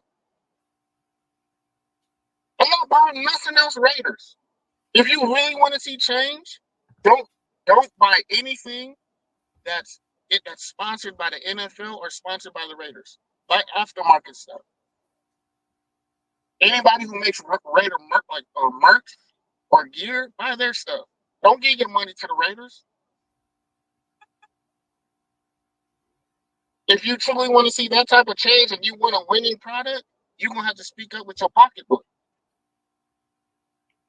It goes to what I've always preached on this channel is cheap labor. Like, the reason why I say cheap labor is because there's an importance on drafting well when you have those quarterbacks and when you have those positions of need under a contract that's under the rookie, you know what I'm saying, that's under the rookie, you know what I'm saying, pay grade. Is when you draft well. The reason why, a guy was talking about, with the Texans and all them, the reason why the Texans and all them are looking good now is because they've been drafting well. You know what I'm saying? It's part of it. That's part of it. It's the key part that you're missing. It's the most important part. It's drafting is part of it, but they also are developing those players that they draft. That's the most important part, because the Raiders haven't drafted really bad. They've missed, like I get we miss on our first round pick, but let's be honest, we've drafted very well in drafts. We've brought in players who are starters. We just don't develop them when we get them in. And that's the difference with other teams. Because look, the Chicago Bears, they're still the Bears. They're in the same predicament that we are. They just have a young, exciting quarterback, and we don't. That's the only difference. The Texans drafted a young guy. And what do? They start putting pieces because it's like, you tell me this. When we, I'm going to ask you this. When we drafted Tyree Wilson, did you truly believe in him? No. And that's exactly how the organization is. What I did with Tyree is I said, okay, that's a position of need. Let's see what happens with it. Because at that time we didn't really have anybody, you know what I'm saying, of help for Max Crosby on that D line. Yeah. You know what I'm saying? We didn't have a D tackle. We didn't have a D tackle. We didn't have, you know what I'm saying, anybody opposite side of Max Crosby. It was just Max Crosby on that D line. So for them to draft somebody at, you know what I'm saying, D line, I was like, okay, well, if they say that's the guy, hey, and he's going to help out Max Crosby, I'm with it. Let's see what it goes. But that's kind of where I was at. Yeah, but that's part of the problem, because it's like, we'll draft the guy and then don't believe in him. And it feels like it's the same thing with the organization, because look at what the Bengals did when they drafted Joe Burrow. What they do, they believed in him and spent the house on everything to make him great. Mm. The Texans believed in C.J. Stroud. What they do, surrounded him and spent money on what was needed for him to be great. Who's another team? Josh Allen. The Bills did that. Patrick Mahomes in Kansas City. They constantly keep bringing in guys on the offense. But when you look at the Raiders, we're getting guys who were those guys 10 years ago. You know what I mean? So it's like,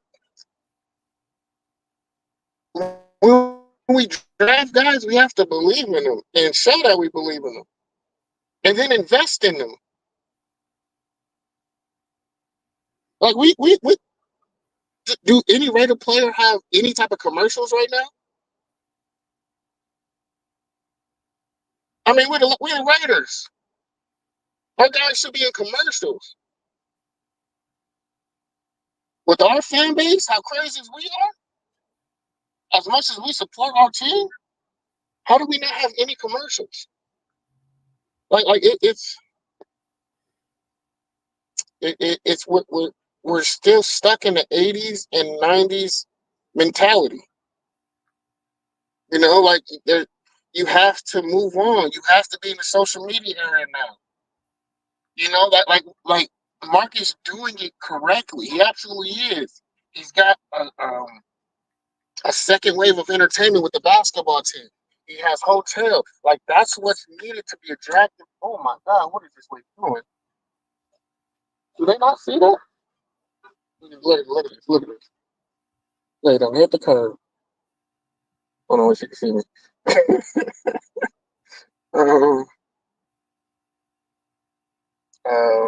So yeah, but yeah, man, I'm actually about to go ahead and get this food. I've been sitting in my car.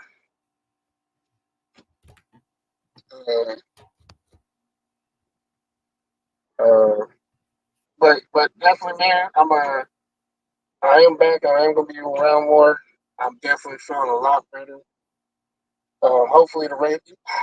I really, really do believe we can win this game, but it's gonna be an ugly game. There's gonna be a lot of mistakes. this is a good game for Aiden to come back to, but it also be a terrible game for him to come back to because he's going against one of the really, really good to great coaches in Mike Tomlin and the Pittsburgh Steelers. Like, their staff is just solid. So it could be like, if Aiden has a bad game, I don't want to hear people be like, "Oh, bench him and bring back in Gardner." Nah. I said it before the season started. I'm saying that Gardner Minshew is a serviceable, quality backup quarterback. He is not a starter. He has never been a starter in the NFL. He'll never be a starter who will do anything in the NFL. He's just not. But as a backup, he definitely can come in and tread water and hold the ship and keep it firm and keep it fun for the guys in the locker room. But he will not win the games and not get your team to playoffs. AOC, I don't know. Can he be a starter? Can he develop into something? Yes. Do I think he can do it with this coaching staff and this team?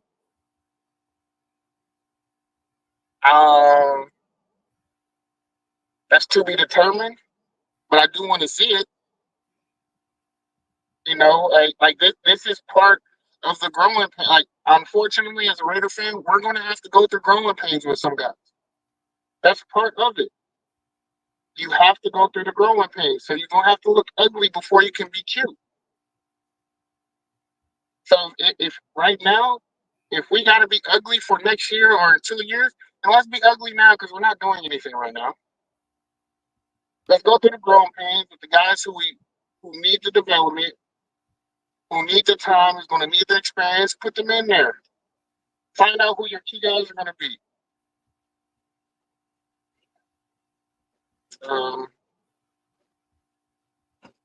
But that's all I have to say. And speak on. Appreciate you for letting me on. I'm about to get up out of here and get this food. It's been fun. I've enjoyed this.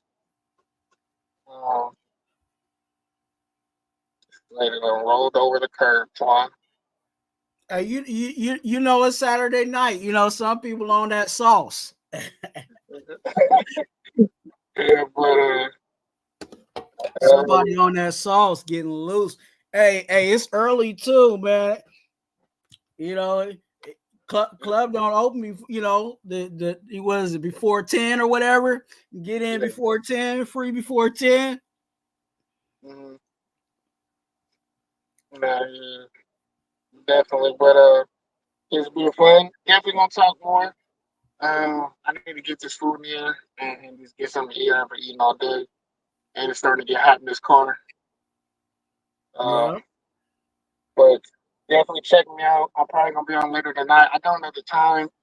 I'm gonna try and work it out. I don't have StreamYard yet, so I'm just on like YouTube Live for real. So if I could bring you on, if you can help me out, I'll definitely hit you up.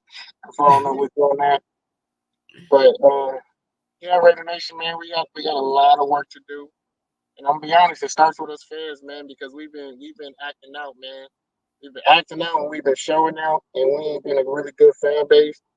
That's gonna attract, like everyone's talking about. Oh, we're gonna have all this money. It don't matter how much money we have if guys ain't gonna want to come here because the fan base ain't gonna be front. Like, you know, they ain't gonna be open arms. Why am I gonna come to Vegas and then just get the shit kicked out of me? You know what I'm saying? Like, yo, there's a lot that needs to change with this from top to bottom with this organization.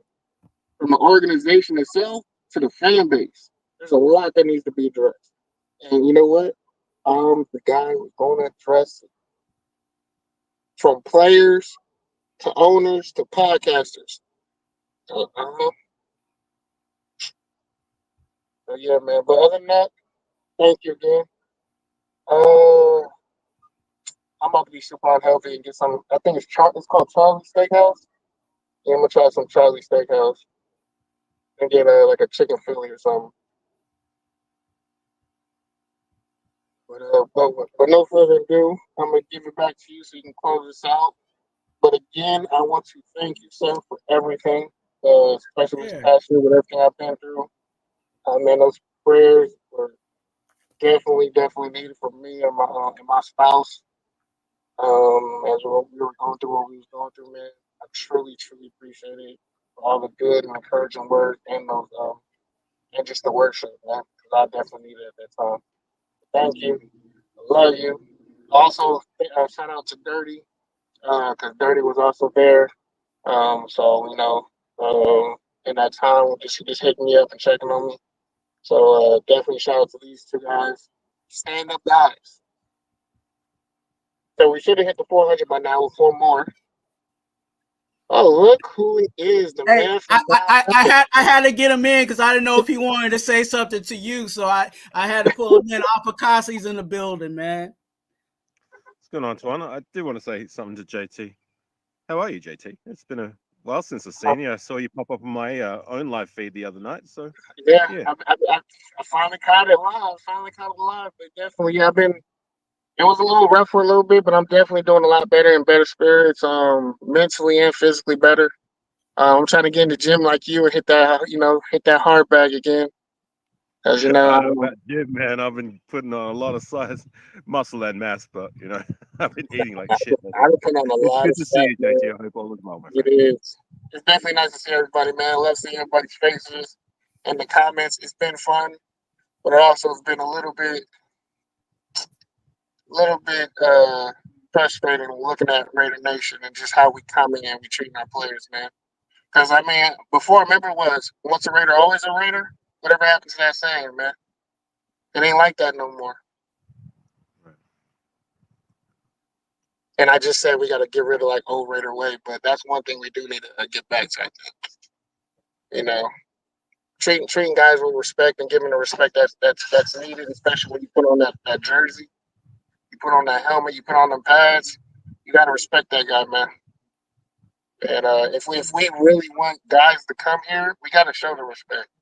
Yeah, we can voice our opinion and our frustration, you know what I'm saying? But like the disrespect and the things we be saying, Yeah. we got to check our egos personally as fans. We need a reality check as fans. But Hey, what were you trying to say? I say a lot about like to that point. Like I get there's players within the team I get critical of, like Tyree and Zamir, whether warranted or not. But I for one don't resort to like personal shots, personal attacks. You know what I mean? I always kind of criticize the play rather than like the person. You know what I'm saying? But like once a Raider, always a Raider is usually the only time for me where it's unwarranted is if somebody does something detrimental to the ship. You know what I'm saying? Something that whether it be they disrespected the organization or they were just a piece of shit off the field. You know what I mean? Like those are the two times that you don't deserve that moniker. Yeah, Avocado, I agree with you. It's like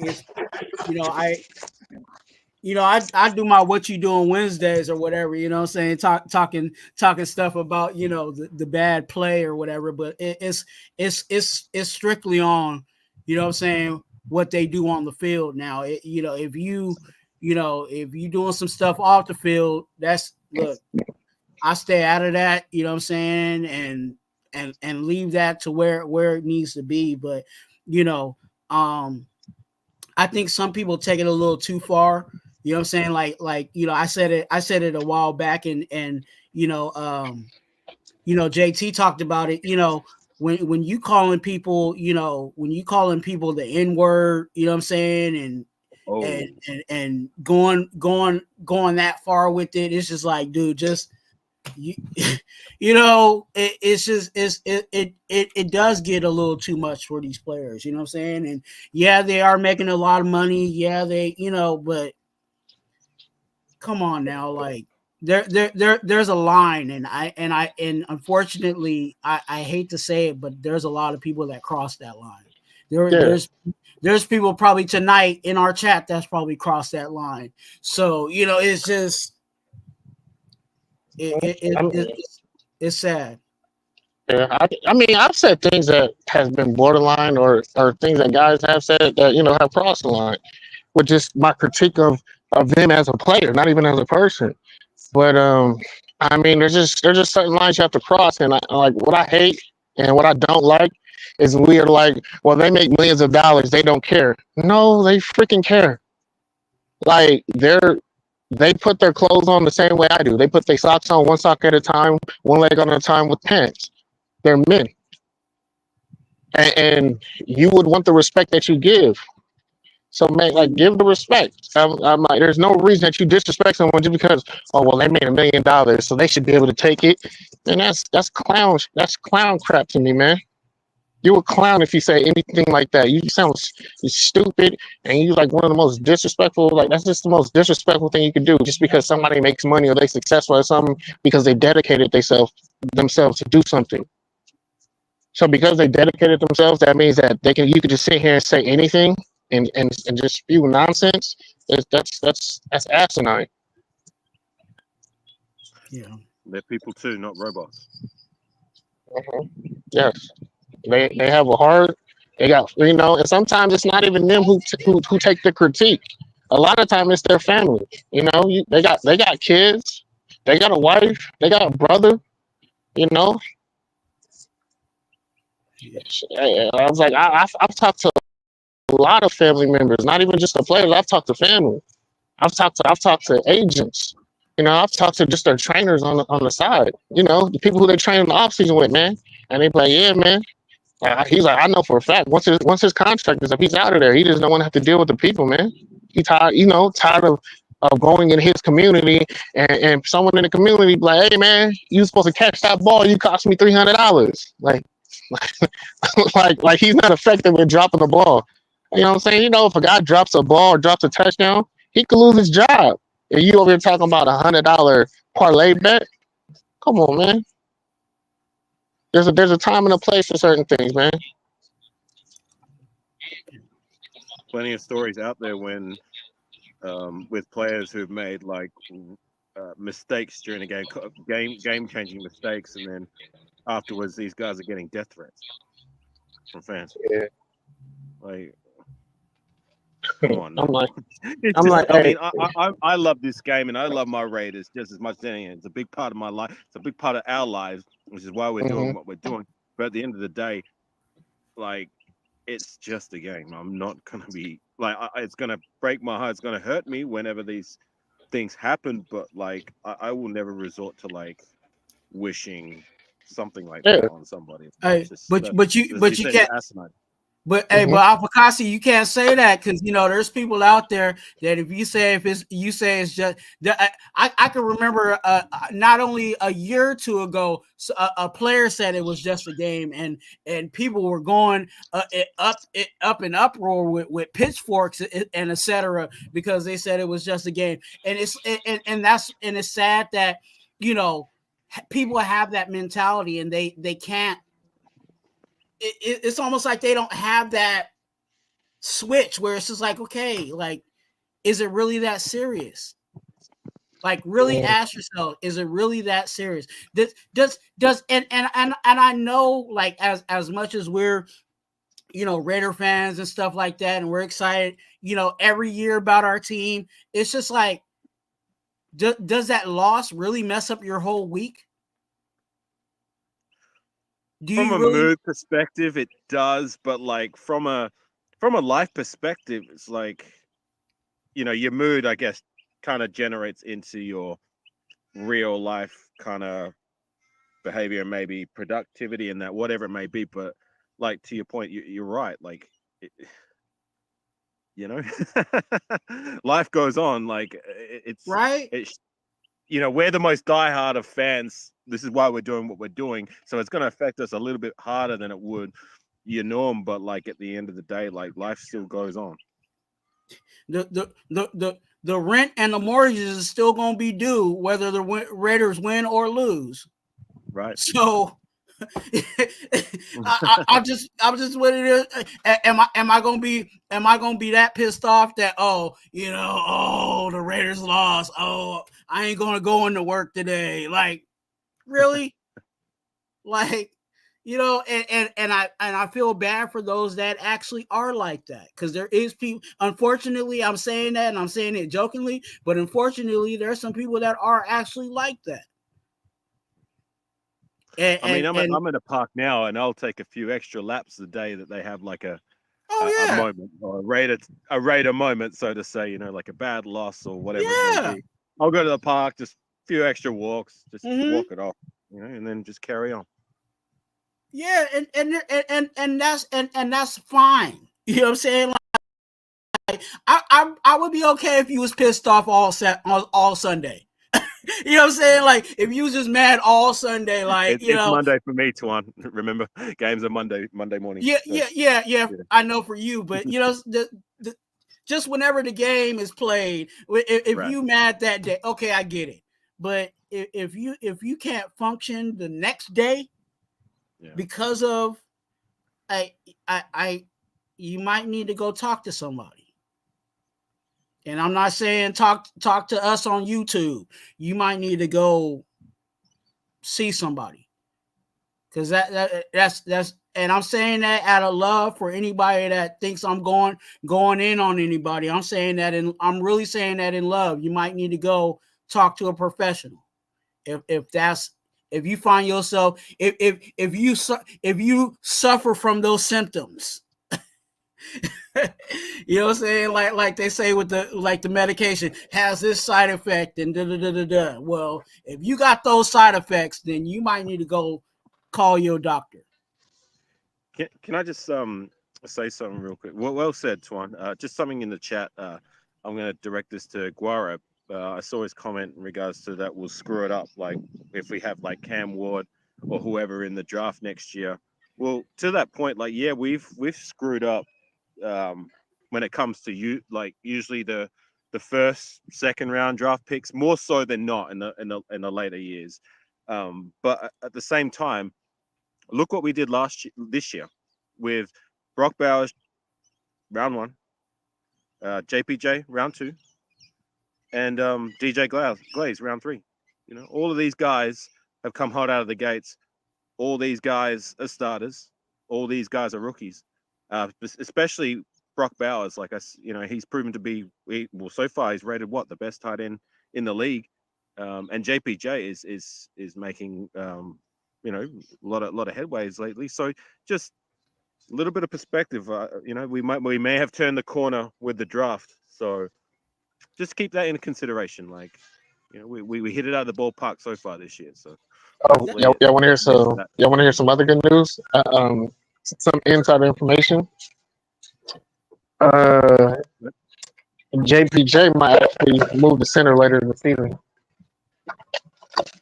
What's that? And get reps with. I said he might be moving to center later in the season. Wherever, like I know. Everyone's talking about Andrew James. Where he's comfortable. Oh yeah, no. I know everyone was saying they don't like Andrew James. I think he's serviceable. I like him, but for everyone else out there, he might get moved. Especially the way how things are playing out and guys are going down. And if we go the route of actually start assessing things and evaluating guys, I think you got to evaluate everybody, even guys that I would want to see and stay on the team. I mean, you got to evaluate everybody, and that's a position that needs to be evaluated because, to be honest, Andrew has been lackluster at times, and a lot of times it's not because he just isn't better than the guy. He just loses. This is concentration. You get beat by a guy that you haven't got beat by all season, and you just look like you get dominated against like a C level or a C level defensive tackle. But then you can go against like an A level defensive tackle, and you look like a totally different guy. That's just not acceptable. Yeah, sorry, Tony, go ahead. No, I was just gonna say, just don't get me started on don't get me started on the center. So go ahead, Afakasi, because I'll go for an hour on him. Well, I'm kind of with you there, JT. Like Andre James for me is, you put it best, serviceable. Like I don't think he's all the way terrible, but like I made this point on previous lives. A lot of the criticism with James, not just because of his at times below average or mediocre play, but also the lofty standards that we've had before him at center. I mean, since I've been a fan, we've always had a center in the door who was better than just mediocre. We were they were either good or they were either excellent. You know, you look at the guy before him. I mean, all world Rodney Hudson for how long was the best center in the league, and then before him we had Stefan Wisniewski, who was a really good center. Before him, Samson Satili, who was a good enough center.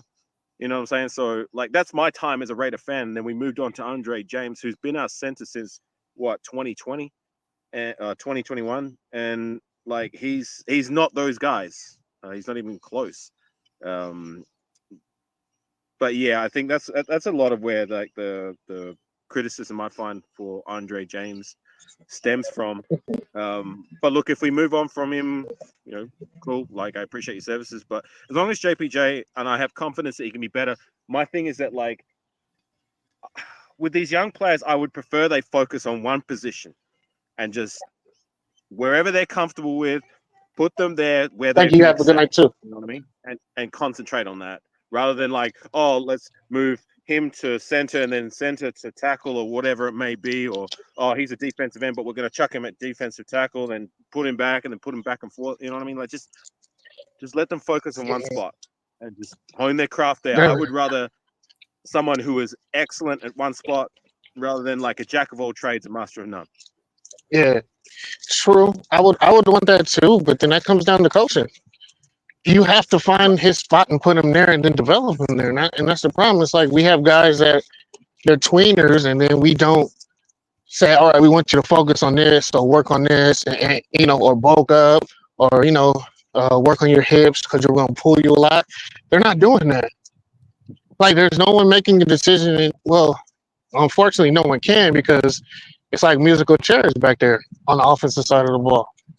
Well, it's you know, like let these guys focus on one spot, hone their craft there, and solidify that rather than playing musical chairs. Well, I mean, but how can you when you have one coach who wants you as a guard, and the other coach is gonna want you as a center or a tackle?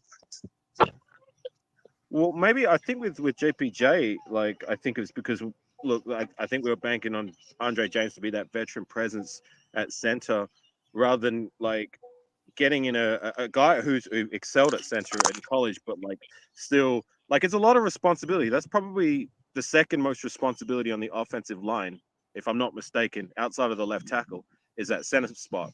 You know, you got to be tasked with calling out, you know, the blitzers and the assignments. You know, you can see it on the TV when they're pointing and that, and that's a lot for a guy, a rookie a talented rookie he may be, to shoulder year one. So I believe that's also the reason why they're not quite starting JPJ at center yet, but it's maybe something that they could do from year two. I don't know. And I think they will off of Kasi, and the same thing with JT was saying. I think that was kind of the plan with JPJ, because I think, you know, even with the reason why they signed and I'll say Andre James, I usually say Andre -3000. But you know, the reason why they signed Andre James is because at that time there wasn't too many centers out there in the market, and what was it really going to be a situation where we were just going to draft someone just to be a center, like, you know? So I think eventually, like, that's going to be you know, JPJ is going to be our center. He's going to be our mainstay guy. But until then, you know what I'm saying, he's going to have to play guard. And I think right now when I look at what JPJ is doing even out there right now, his body movements, it really looks like he's a center to me. Like he's out there, you know, he's blocking his assignment, but he's also helping out. You know what I'm saying? And normally that's the center. The center normally, you know what I'm saying, snaps the ball, and then he's helping out, you know, one of the guards to his right or to his left. So, you know, I see where that natural ability for JPJ is there. I'm excited for, you know, where he's going to be. There's some things that he needs to work on. I still think he plays a little higher than he should. you know what I'm saying, his pad level, but it's, you know, that can be, you know what I'm saying, that can be coached up and you know, and he can really be a solidified, you know, guy on our line. I think the positive about our line is that our line is actually fairly young for the most part. When you're talking about, you know, when you're talking about JPJ and you know, Glaze and Parham, you know what I'm saying? Like you have young guys there. So, you know, that's a positive there. But with that being said, you know, because they're young, you're going to have some growing pains here and there. And sometimes we just going to have to roll with it. But at least there's a young foundation that's there, which is something that I do like. Like that, the offensive line play as a whole for me has been underwhelming this far this season, especially in the run blocking game. Like I haven't been impressed, especially there. But like with that said, like I do like, as you highlighted, that we have a young foundation, guys we can build around, and guys with a little bit more experience. I think we could have an offensive line to be feared. You know, like I see big things from JPJ as well as everyone else. DJ Glaze is a guy who's surprising already so far as a rookie. I mean, you know, in yesteryears, we're drafting guys to play tackle, right or left, and in year one they struggle, and that's okay. You know what I mean? Like, as long as they develop in time, like a Colton Miller, it's a tough task, and it seems like DJ Glaze, so as this far for me, with all things considered, is excelling at the moment. We got Thayer Mumford, a third year guy who I thought was going to make that right tackle position his own, and he was doing well early on. Then there was games where he struggled a little bit. That Ravens game, I think he struggled, but like there's a future there for Mumford too. Parham is there's a future with him. He's apparently he was one of the highest rated guards up until last week in the league. So you know that's what 4 players on our offensive line where we have a foundation. You know what I'm saying? And that's a good thing, right? I hate to do this. I wish we did, but we don't have a foundation. We're trying to develop a foundation. We have guys who we believe can be a foundation, but they're not. Because if we had a foundation, then they would be solidified at their position, and they're not. So we're trying to develop some type of foundation, and we believe we have guys who can fulfill that need, but they haven't. So I can't sit here and say we have a foundation. The only foundational guy that we have that I know for a fact is Max Crosby. That's the only guy on this team. Even with Colton Miller, like I'm to the point, like I'm satisfied with Colton, but he isn't a foundational piece that I would build around. The only person I know I would build around on this team is Max. So he is the only foundational piece that we have that everyone could agree on and no one could argue. Everyone else can be argued, and I really, really want to agree with you, Alfakasi. I really do, but I can't because they're just not good enough for me to sit here and say they're starters. Like it's like everyone is potential, and if everyone is potential, that's not something I can trust and say, yeah, you're my foundational piece that I'll put my money or a guy will put his job on the line for. Because AP if you're a foundational piece, that means you'll put your job on the line with this guy. You'll die on the hill with him. And the only person I would die on the hill for that I know that I'll put all my money in the bank on is Max. I guess our definitions of foundation may be a little different because I do to a point agree with you that like these guys have yet to solidify their spot. But yes, sorry, Twuan, you go ahead. No, and I think we're all pretty much saying the same thing, but in a different way.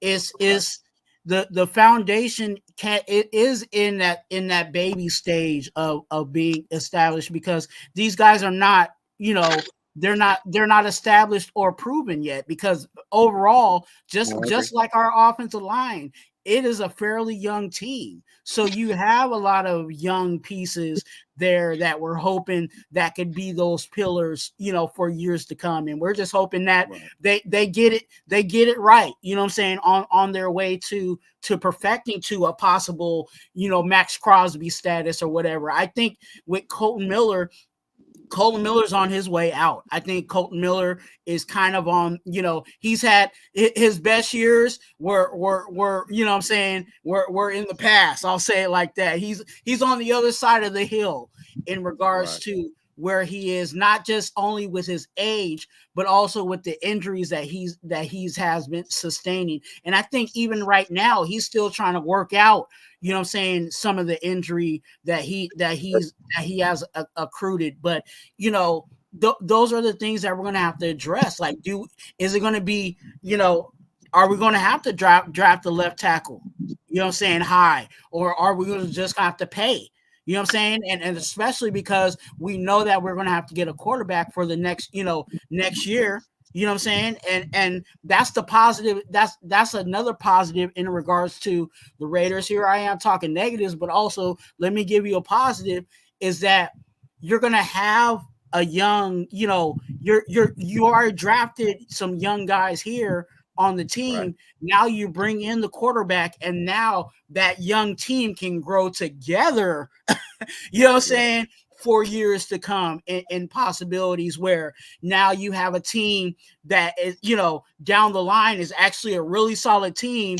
And, the window for Super Bowl is only a couple of years. You think about like the Chiefs, like you think about, okay, they've been in the Super Bowl run for X amount of years. Okay, that's like 5-year window. Okay, then the next hot team is like another 2, 3, 4, 5-year window, and that's when you have that. So eventually, I hope that if we continue to draft well, like we have of recent. And then identify who that franchise quarterback is, then you have a young nucleus that grows together, and then we'll have our 5-year window of either, definitely getting a Super Bowl, but knocking on the door, you know what I'm saying, in those other years that we didn't get the Super Bowl. No, I agree, Twuan. Like, JT, I see what you're saying, and to a point, I agree. Like, there's no one. A lot of these young guys that I spoke about, they need to have a bigger body of work of them solidifying the role at a very good / elite level. I get that. All I'm trying to say is that, like, we've at least laid the groundwork with a young roster in that department. We've been drafting guys, we've been bringing guys in the door, so there is a contingency plan in place for, say, for example, like you said, we may have to look at, well, sooner or later we're going to have to move on from Colton Miller. You know what I mean? Father time catches up. Whether it's going to happen sooner because of the injuries, we will find out. And Andre James, we were just talking about him before, a guy we may look to move on from. But at least there's players who have been, like, in the early stages of their career, have been playing more on the positive side rather than the negative. You know what I'm saying? And that's a lot more we can say than, like, a lot of these guys that we're bringing into the door, but especially drafting cats like before, Parham, and in between, like, maybe, Colton Miller. Like, look at all the other guys that we drafted at tackle, guard, or interior, what it may be, and what do they do? You know what I'm saying? For the most part, nada. Gabe Jackson back in 2014. All these other cats have been drafting in the higher rounds. Like, I'm looking at what is it, Menelik? Is it Menelik or Malik Watson? Remember that guy in the second round? Alex Leatherwood. You know what I mean? You know what I'm saying? Like, guys like that, like David Sharp, like Tony Bergstrom, like the list goes on. Like, at least these young cats have played much more on the positive side, early stages, and give us hope that, you know what, as long as they keep progressing, as long as they keep producing, these guys are going to lay, what I said before, the foundation for what's going to be our offensive line in time. Yeah, because I'll be honest, I'm like, we're not obligated to get a quarterback in this draft. But I think we all can agree. We all hope that they do swing. It's about time they swing for the fences at the quarterback, right? Yeah, and I'm gonna say if we do, then we have to get a new offensive coordinator. So it's like, and that's the issue. Is that everything that they've done this year is like a waste of time outside of just getting experience. Because if put it this way, I already know, and a lot of people are gonna kill me. I'm gonna give you another one of mine, Twuan.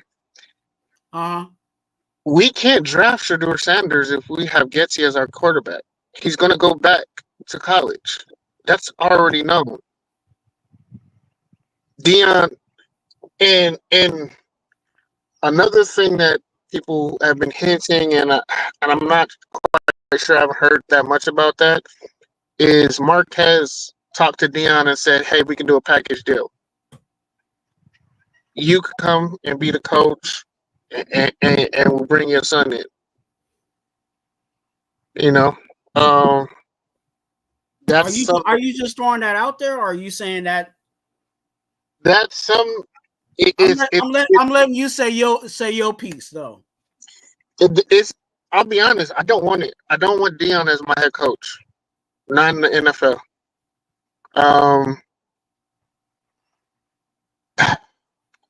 It's something that's gaining steam. It was known, and I know Dion said he's really happy in college. You know, in Boulder, Colorado, he has a really, really good thing for him. But he really does enjoy coaching his son. How much, I don't know. So I can't say yes to it, but I can't say no to it, and that's what scares me. Also, if we keep Getsy, I don't want to draft Shedeur Sanders. He's going to be a problem because his father knows what's good. His father knows what works. His father is going to be highly influential. And he will call out and say things, and it will just be a whole headache. Not because of Shedeur himself, but just because of his father is one of the greatest players of all time. And he knows what a great coach is and what's going to take for that. And we don't have that over here. We don't have continuity. We don't have consistency. We don't have signs of a good organization. We don't have signs of player development. We don't have signs of actually having players that are going to make his son look good and not make his son look bad. Nah, I don't want Shedeur if we keep Getsy. Cam Ward is a good option, but again, Getsy doesn't coach to his play style. Getsy doesn't have a playbook that suits him. Cam Ward is on the smaller side of quarterbacks. The kid from Alabama is not an NFL quarterback. He's Gardner Minshew. He does not know how to win games. He's on a good team and he can hold the fort. But when it comes down to like winning, he makes the mistake majority of the time. You know, he's been bailed out by extremely good play from his receivers and his tight ends and his running game. But I would never draft him. The kid from Texas has an injury problem. He's going to need surgery at the end of the year. There's just a lot of things with this quarterback class that kind of scares me. The guy who I want, I don't think we can keep, and he'll be a headache because we just aren't an organization that would do him right. And it could be an Eli Manning situation, you know. And I can't blame him for doing it because we ain't got a good track record to argue against it. I think San Diego had a better track record than we did at the time. So, yeah. So what are you trying to say, JT? That we shouldn't even try because it's hopeless. Is that what you're trying to say? I'll be honest. There's so many other things that we can address, and there's so many other key factors. People say we should tank. Honestly, we don't even need to tank. We could possibly lose every game going forward. That's a possibility we wouldn't even have to take. We could really play full, go all out, and still lose. That's But that's for any team though. yeah, true. And if we do get a high draft pick and we're in that predicament, I probably would trade back and get more picks. I would trade back and get more picks because we need it. But as much as I would want to get my quarterback and we need a quarterback, there's so many other things that have to be addressed too. We need quality guys and quality starters. And we don't have enough starters on this team, which is why we're in the predicament we are now. We can't win games, but we're in games. You know what I mean? But if we had quality guys who were actual starters and actually had the skill set to make a play, because all the time it looks like, damn, we have guys that are just like a half step off. Is because they're not good enough to be starters. So they're always going to be a half step off. We need guys who know or a step ahead. So if I get a top 5 pick or top 3 or top 2 pick and my interviews don't go well, I'm trading back. Twuan, did you want to respond first, or do you want me to go? No, that's his opinion. You know what I'm saying? Do you mind if I have a take on that? Yeah, go ahead. That's why we're here. JT, like, I mean, for me, like, yes, I said it's about time we take a swing for a quarterback, and the time is now when we went next year with the draft. No matter where this season goes, that's what I'm looking at doing. We just haven't really swung. When's the last we swung for Derek Carr, and that was round 2, and then before that we drafted round 1 Jamarcus Russell. Yeah, it didn't work out, but at least we tried. You know what I mean? And to Warab's comment, it's like, well, we need to at least try. You know what I'm saying? Like, if it doesn't work out, it's more of the same. But if it does, like, if we find our guy, like, why can't it be us? You know, you see in all these other teams, like, finding the guy for them, you know, why not us? And it's never going to be us unless we try. But at the same time, like, we're talking about, like, particular prospects that we should and shouldn't draft. Like, for me, I'm going to wait till the season's over and see where, okay, this is where we are going to be drafting. And then, like, right, like, because it's still what? Like, is it halfway through the college season? Not even that? No, it's not halfway. They still got. Okay, so halfway. There's like still, you know, the players like they come out of nowhere, and then all of a sudden they're like, you know, touted to be first round guys or whatever it may be throughout the draft process. But like, there's still a lot of time left in the college season as well as in the NFL season. Like, things change. You know what I mean? Like, there's still plenty of time left. So, like, yes, I feel like we need to swing for the fences with a quarterback, and it's about time. But at the same time, it's like, well, let's see where we're drafting first. And even to your point, you were talking about, like, Sanders. It's like, well, let's see where the coaching staff is as well before we start talking hypotheticals about this coach and that coach. I mean, there's still so much time and so many variables to go. You know what I'm saying? But that's the thing. The narrative on the Raiders is already out. That book is already written. You don't have to guess. That's the problem. Like, we can wait out and see how guys develop. That's cool. But as you said, you want to swing for the fences when you know what pitch is coming at you. When I know a four-seam fastball is coming, you damn right I'm going to swing to hit that damn thing out the park. But I don't know that that's a fastball. And I know I can't hit the curve or the changeup. That's our problem right now. But to what I said before, JT, are you saying that we shouldn't even try because it's helpless? It's hopeless.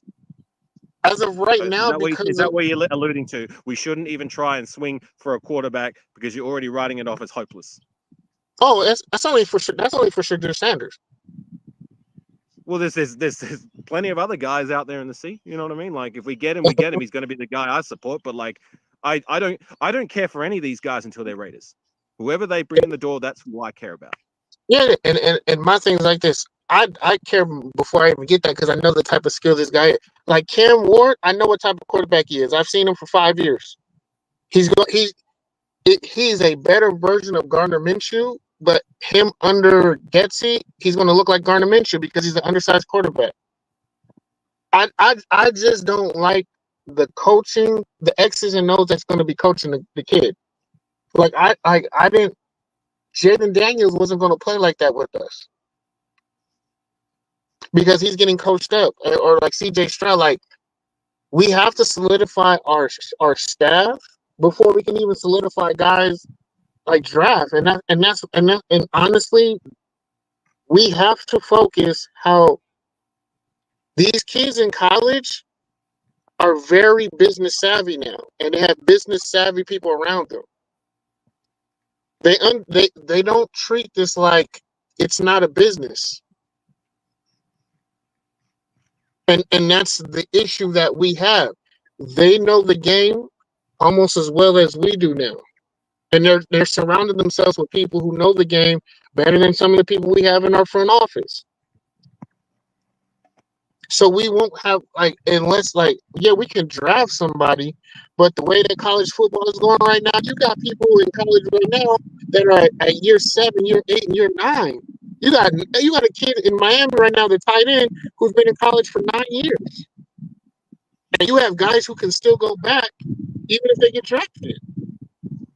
And they're making $3 or $4 million in college right now with NILs. So why am I going to come to the NFL and get like a $400,000 or $500,000 contract when I can still make $4 million and then probably get traded out because I don't want to play for you? That's the issue that we have now, is that these kids are going to have a better contract in college, and if it's not the perfect situation for me, I could probably go back. I could go back to college now. Well, then it's to my point, like JT, that like, why are we worrying about prospects, whoever it may be, when we're not even through the NFL season? We're not through the collegiate season. You know what I mean? Like, things are going to change. Players are going to go back to college, or they're going to make themselves available for the draft. Like, we got to wait and see how it all shakes out before we start throwing out like hypothetical what players we want. Yeah, but as you said, I don't want to get. I don't want to get the flashy pick anymore. I want to get the right pick. My issue, my issue with it was, like last year, you know what I'm saying? You guys can go to my channel and watch it when I talked about Efton picks. Everybody was talking about Efton picks and go get Jaden Daniels. And I'm like, yeah, he looked good. He's looking good now.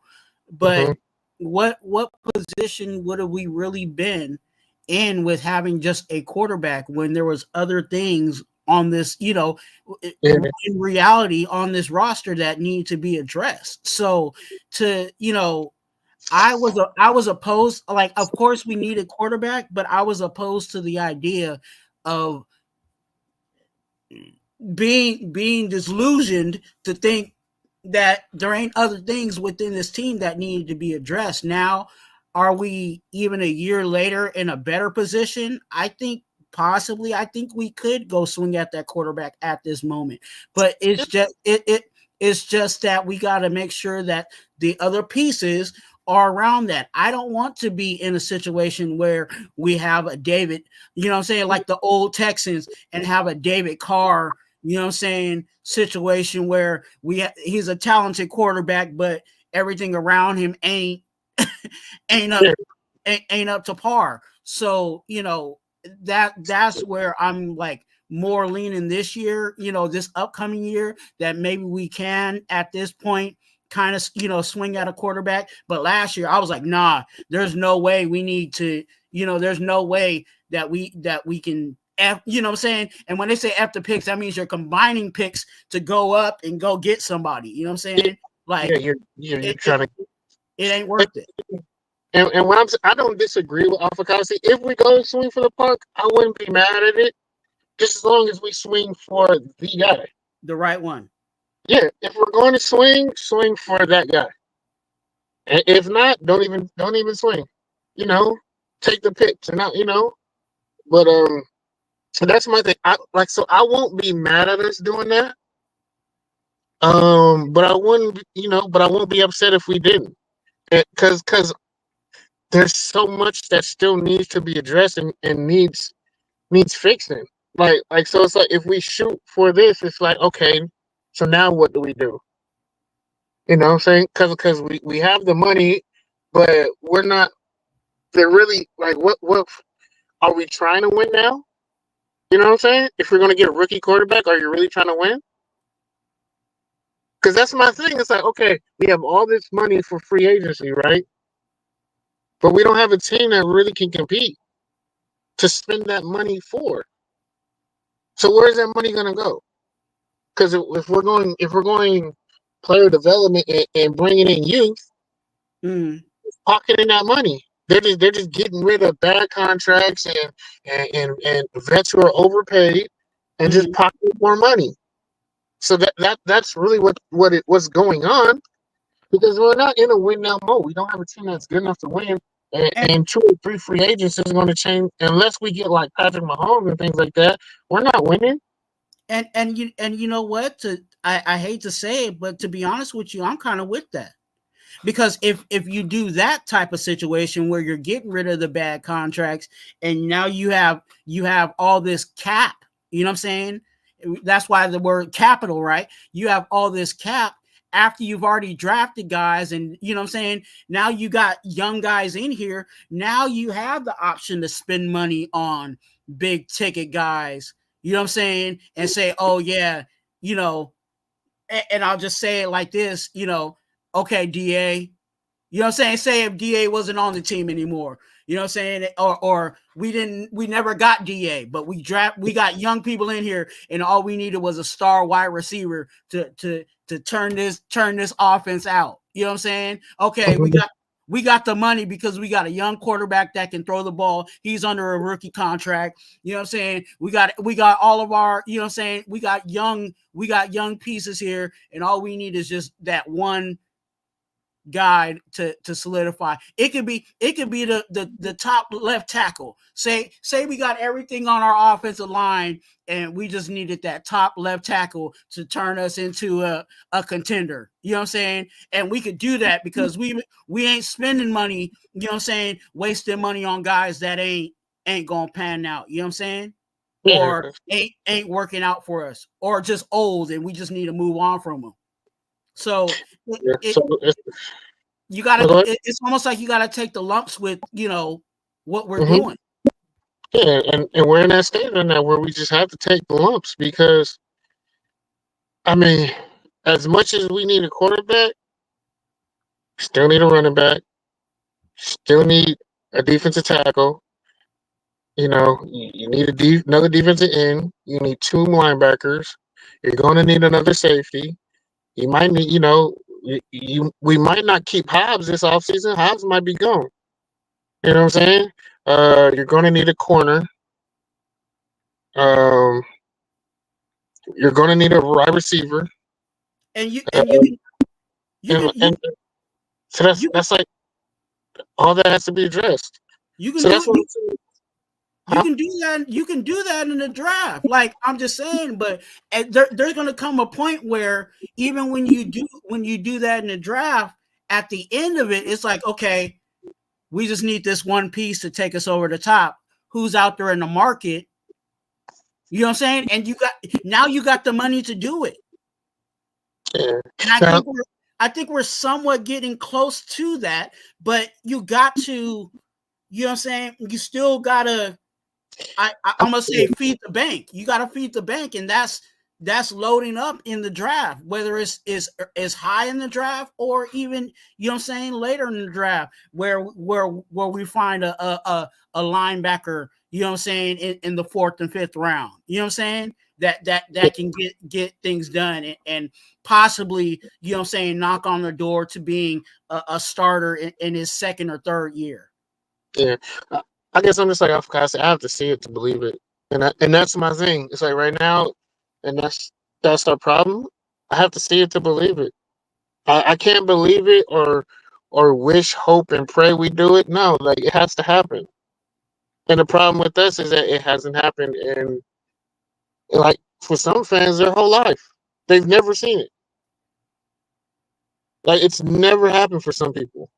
I've seen it before because I'm old enough to actually see it and see moves and a quality front office. But that was like so long ago, and honestly, that was a different game.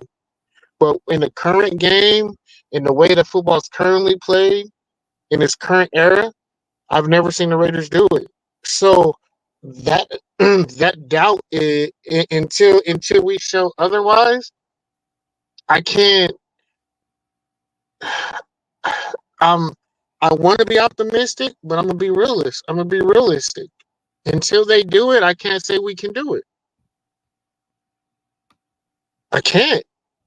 Until we do it, I can't say we can do it because they've constantly proven they can't do it, or they just don't want to do it. Hey, boo. Mhm. So like with that being said, like I said, it's a whole new team. I'm gonna be as optimistic as I can. As Avocado said, hey, if we swing for the fences, I support it. I'm not against us not going for it, but I do see there's a lot of other things we can do that would be better.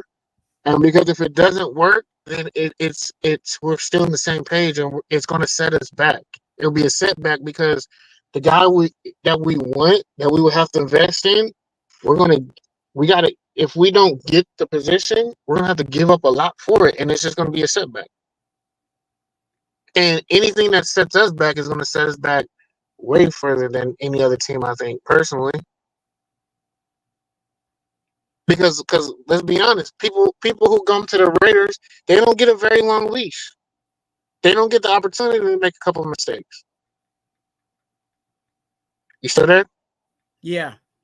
Okay, I thought you was frozen. You wasn't even moving. And that's the only thing. It's like guys with the Raiders have a very short leash. They don't get a lot of time. They don't get 4 or 5 or 6 years, to develop and be there. And no, they get maybe 1 or 2 years. So the turnaround for a lot of things is just we're very, very, very impatient. So like when we make moves, it has to be a logical move that makes sense. It improves the team, even if it's not the best move, it still has to improve the team. Like I feel like I'm in that stage. Like I understand it's not the most optimal move, but the move has to improve the team and it has to make us better. And I'll say the offseason move that I didn't like signing Christian Wilkinson. He was better than what we. Is he a better player on paper than what we had? Yeah, but I liked what we had because, like Avocasi said, the foundation that those guys have built over that season, we didn't need Christian Wilkinson for what he was going to bring in to be a disturbance. Those guys were very disruptive, and they were going to have way more experience. Patrick Graham is going to be more comfortable. He'll be able to trust them more. Yeah, like their skill level probably isn't as top tier as Christian Wilkins, but they were getting the job done. It wasn't the inside line that I was more worried about. It was more of the outside line and more of the discipline. And at the end of the season last season, they were pretty decent line, a D line that was disciplined, and they played disciplined, and it was effective. So, I mean, I'm just there. I guess you could say I'm nitpicking. I am nitpicking, but it's like, yo, man, it's 20 years now, so of course I'm gonna be like very picky, man. Especially when there are other moves you could have made or not made, but but we'll see. Like I said, as Avocasi said, I support anybody who puts that jersey on with the silver and black. If we swing for the fences and go for Shedeur, I support it. I think he's the best quarterback in the draft. And if he does want to come here, if he does support that, by all means, let's go get him. but I just from what I know, what I hear, and the grumblings that I know about, and their uncertainty with certain positions and coaches that we have in position, and developmental coaches and player personnel that we have. I know they're not overly happy with what we have right now and what's about to transpire, what's about to go on in this offseason. I definitely know he's gonna love the tight end position, and the whole Michael Mayer situation. I think a lot of people are blowing that out of proportion, and it's not what they think it is. And honestly, a lot of people just need to shut the hell up about it because it ain't what they, like they don't know what the hell they're talking about. A lot of guys struggle, finding their place and finding their position and working through things. Like this is the NFL. This is the top of the top. This is the 1% of the 1%. So, there's a transition period that happens, and he's just in transition while handling some situations, outside of football mentally. Shit, I wasn't even in football, and I had to handle some things outside of just YouTube that I mentally just wouldn't want to deal with while doing that. Imagine having your job and your occupation. We're dealing with all the extra crap that you have to deal with as a player. Like some people really need to knock it off, and some people just don't open your mouth about stuff that you don't know, because you only make it worse when you open your mouth and spew just stupid rhetoric or say something really dumb that could be detrimental to the team. Like we don't as fans, we don't realize how strong our voice is with players. We underestimate how strong our voice is. And we need to understand that, and we need to know what our value is as a fan base. I understand we're upset. I understand we're mad. But a lot of the guys that are on the team aren't the reason why the Raiders have been bad for so long. So stop kicking their heads in when they doing the best that they can. Don't overvalue somebody just because you see the back of the jersey. Like we gotta stop that, man. We really do, because I know guys who just don't want to come to our organization because they don't want to deal with fans. We're considered one of the worst fan bases to play for within the confines of players. We're one of the worst fan bases to play for. And as Raider, as someone from Raider Nation, we got to check that. We got to change that narrative, man. We losing out on a lot of good players who would have come to play for the Raiders a long time ago, but now we're an afterthought. I'm not coming in until I need like my last contract. That's how they treating us, man.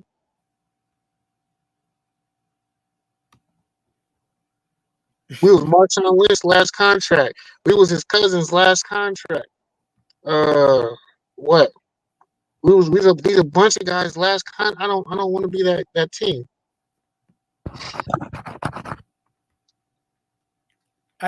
I think that's the frustration, but it's also the kind of where we are working towards, right? Like I said, it's a young team, so you're gonna weed some of that out to where everybody's, and that's why I kind of like it kind of frustrates me when people are like, hey, get rid of AP. It's like, okay, what are we going to do from there then? Are we going to wait another 3 years and wait for another, what I'm saying? Like he just got in there. Like, and are all these guys that are on this roster guys that he really believes in, or they were just guys that were inherited because there wasn't anybody really else out there, or what I'm saying? Like, he couldn't just come in here and just wipe everything out. He had because he knows that he has to win some games. He has to give the Raider Nation some hope and everything else. And as long, he's trying to do all of that while trying to establish, you know, the guys that really want to be here and the guys that match his vibe and match, you know what I'm saying, the intensity in which he's trying to, you know what I'm saying, move the team. And, you know, there's a lot of moving parts there. And as much as we may want it now, it may take some time. He just needs to take the mic. Yeah, he just has, like, I like him as a coach, as a head coach or a position coach, but he needs to understand and learn how to maneuver as a head coach. He has to find a good mentor and starts doing what Mike Tomlin did when he first got in there. You know, you say a lot, but you're not saying nothing at all. Like, understand you as a player, understand you had did this. We don't need to hear that. We know your track record. We know what type of pedigree you are. We know your backstory. We gonna hold you down. We understand that. Just handle business inside, man. You too chatty patty right now, man. As a former player who didn't talk to the media at all, you talking quite a lot for someone, you know, as a head coach. Shut the hell up. You can get your message across to the man in the locker room. You don't need to go to the media. That's how you lose your team. That's how you lose respect.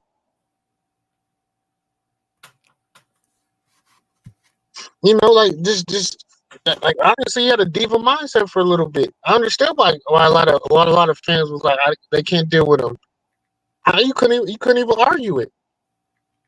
Like, bro, you a former player, so you already get the respect of your team. Shut the hell up and talk to that man like a man.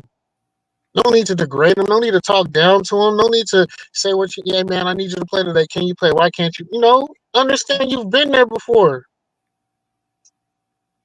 These guys aren't just going to put Toradol on their body just to go out there anymore, especially for a team that ain't trying to win. Like the organization you gotta prove to me that we trying to win. You just not trying to put a team out there just to make money to put seats in the stands. You only got me out there to sell jerseys and fill them seats. You ain't trying to really win. We got Gardner Minshew as our starting quarterback today. Man, what are we doing? We ain't trying to go to no Super Bowl. At least the young kid got potential. At least the young kid got promise. He's untapped potential. We don't know what he got. We know what this guy is. He's been in the league 8 years. He ain't been, you know, he's lost his job more than Jimmy Garoppolo has lost his job. So you gonna sit here and try and tell me I need to go out there and put my life on the line? I got lit up all last year. I ain't gonna do that again. I ain't got too many good years left. Like, what are we talking about? We sit here talking about all this. Oh, you damn right I'm gonna make a business decision. The team is making a business decision. You getting sloppy coaches. You ain't hiring a running back coach. You getting half-assed player development coaches. You put more money in the PR team than you put on the coaching staff.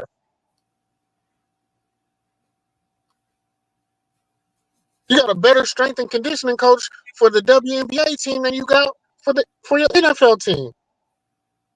And then y'all sit here mad that, hey man, I ain't got it today. Like, come on, man. We gotta realize that, man. They weren't trying to win, and the players see that. They see it before we see it. I just see it early because I got the eyes of, you know. I got the eyes of a player, and I just know. I have the benefit of knowing a few people in there who've been behind the scenes, who train with these guys in the off season. I just got a network of people who I can reach out to, and they let me know. You know what organizations are trying to win, and you know what organizations are not trying to win.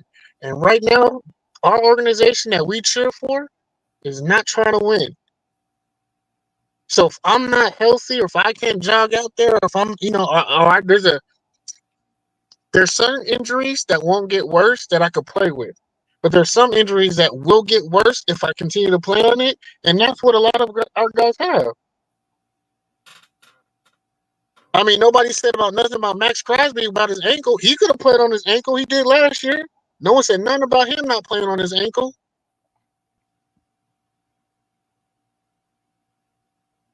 There's a lot of guys who have injuries, and if it's going to get worse, or if it just stays the same, like Colton Miller's injury isn't going to get any worse, but he's still hurt. He's still going out there. He's going to have to get surgery in the offseason, but it's not going to get any worse, and so he can play on it. So I don't want to hear about our guys making business decisions when our organization is doing the same thing and we're not holding them accountable.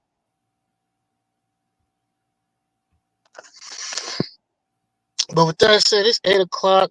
I'm about to go watch the rest of this Colorado game. I'm about to get my food before it gets fully cold. I know there's a bunch of questions I've seen or things that I wanted to address. Bathroom, political, entertainment. You funny. I'm not in an alleyway or anything. I'm just in my car. There was one thing I did want to address that somebody asked, but I don't see it anymore. NIL money has undermined the pro game. No, it just made college football a better development league. So now, if their money's right there, there's no reason to move up.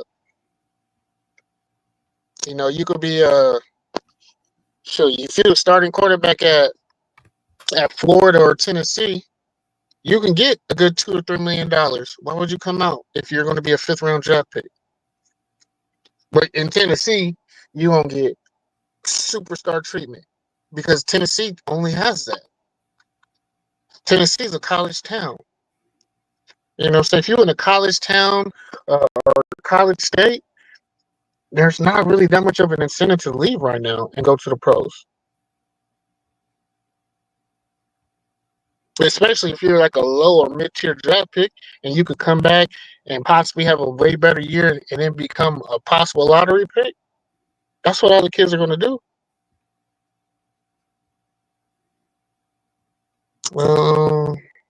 For every fan and critic who says AP needs a full two calendar years to see what he can do, fail to realize that they're hypocrites. If AP deserves 2 years, then keep the same energy for 12. I mean, I can see that, but 12 has to progress too. I would like to see him start the rest of the season personally. Like, what Gardner is. There's no reason he should start unless there's not an injury to ALC. If there is no injury to ALC, he should start the rest of the season. And then I'll give you a better depiction of what you should do in the offseason. I think to answer that even more, I think the dream scenario is that we do draft a quarterback, we get rid of Minshew, and then you have O'Connell there. You know what I'm saying? You play him out this year. You know what I'm saying? And let him see how he carries us. If he ends up, turning into a Sam Darnold at the end of the season or whatever, then hey, now you have a real battle against, the guy that you draft or whatever. But then the benefit of that is now if you draft a quarterback, you get rid of Minshew, which you can contractually without really hurting us financially, then you have all your quarterbacks under rookie contracts. Which means that money wise, you're sitting, you can make moves other places. How much money is Gardner getting right now? What's his contract? I don't know what his contract is. He's getting it's almost like a 2-year 12 something. Oh, you get a 6 a year? That's backup. That's backup money. We don't have to get rid of him. Keep him as a backup. But if you can get rid of that, like I said, you're going to draft a quarterback. So if you draft a quarterback high, then you can have, what I'm saying? If Minshew, if Garner, not Garner, if AOC, if you figure out all season that AOC ain't really that guy, then he can be your backup under a rookie contract, and you're good, because they still have Carter Bradley here. You know what I'm saying?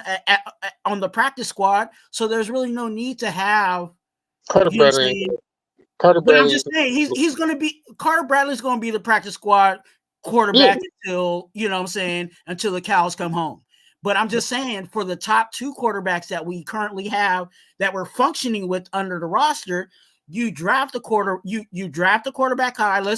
I'll just throw Shedeur out there because I like Shedeur. You draft Shedeur, and then you got AOC as the backup quarterback, and now you got 2 rookie contracts at quarterback where you're not spending money there, and you can say, oh, okay, our Colton Miller is retiring.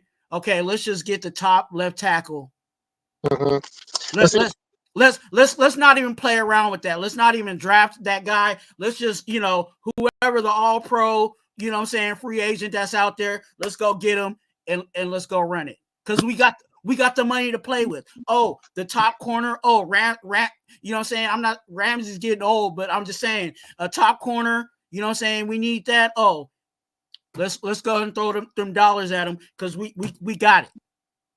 Because I hear that. I definitely understand that. But you need a vet in your court. Like, there's nothing AOC is going to be able to teach Shedeur on how to be a pro and be a pro quarterback. You need that in your locker room. Gardner Minshew knows how to be a pro. So the little things on how to move as a pro. Granted, yes, he has his father, Deion Sanders, but Deion Sanders was never a quarterback, so he can't be taught how to be a quarterback. Yes, he has a mentor in Tom Brady. Guess what? Tom Brady ain't in the league right now. He's going to need somebody in his locker room that is going to be able to answer something immediately. Or if he sees something on the field in real time, he can relay that intel. And Gardner is really good at that. He's also a great locker room guy. That's another reason. He's a vet presence that you just don't throw away. And if we're only paying him $6 million, I'm keeping him because he's going to make my locker room great. He's a vet. He has the respect of everybody. He grinded. He busts his ass. He works his ass. He's just not good enough to be a starter, but he's an NFL guy who is great in the locker room, who guys go to, who guys can lean upon and talk to, and he knows how to talk to coaches, and coaches know how to talk to him, and he knows how to talk to his guys in the locker room. That's why everywhere he goes, everybody loves him. You keep guys like that. That's how you develop a great chemistry, a team with chemistry. That's foundation. He's a foundational guy. Ewers, he's too injury prone. If he can't survive in college, he'll never survive in the pros. So no. Hey, he has a really, really good line at Texas, and if he can't take the hits in from the Big 12 and the SEC now, he's not going to make it in the NFL. I wouldn't take a chance on my first round draft pick. I'd rather draft Shedeur and deal with his attitude than get a guy who's just going to be injured all the time. Better continues to build around 12 and go all in for the youngest Manning. I'm not sold on Arch Manning. I'm not sold at all on Arch Manning. There's potential. He has talent, but he has some really good players that Texas spent a lot of money on. He looks real good. I mean, he looks as good as Zamir White did at Georgia with all that talent around him. So I'm there. Like I said, time will tell for Arch Manning, but I'm not sold on him. And I think there's a lot more other guys who are going to top out and be just as good or better than him in his same class. Like I said, the kid from Tennessee, Nico. You got the you got the kid from I can't even think of it. I have to look again. There's like 3 of them from that sophomore or under. who are playing.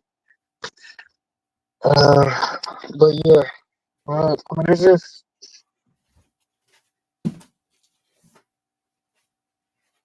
you're still killing original since 1973. I don't know what you mean by that phase. AKA draft mostly white guys and a few Jacorian Bennett's. I'm not saying that either. I'm saying we draft the right guys. I don't care if they're white, if they're black, if they're Indian, if they're Japanese. You know, I just want the right people. I think there's so many ways to go about it. You know what I'm saying? There's so many ways to approach this team at this point. And that's why the discussion is going to, it's always going to be a revolving, you know what I'm saying, revolving, I don't want to say revolving door, but a revolving situation until we get to until we get to where we get to, whether it's the draft, whether it's the combine, whether it's, we still got a whole season ahead of us still. And that's the, like going back to, our early discussion, we're talking about how, bad right now the Raiders look, but we're still statistically, you know what I'm saying? Like record wise, we're still, we still could do something. We technically still in the division. They look bad. It's just, they're not. It's more fear of what we know could happen than what is happening. That's the thing. Yeah, they look bad and they're not playing how some people projected them to play, or the optimism, the play style is not matching what their optimism was at the beginning of the season.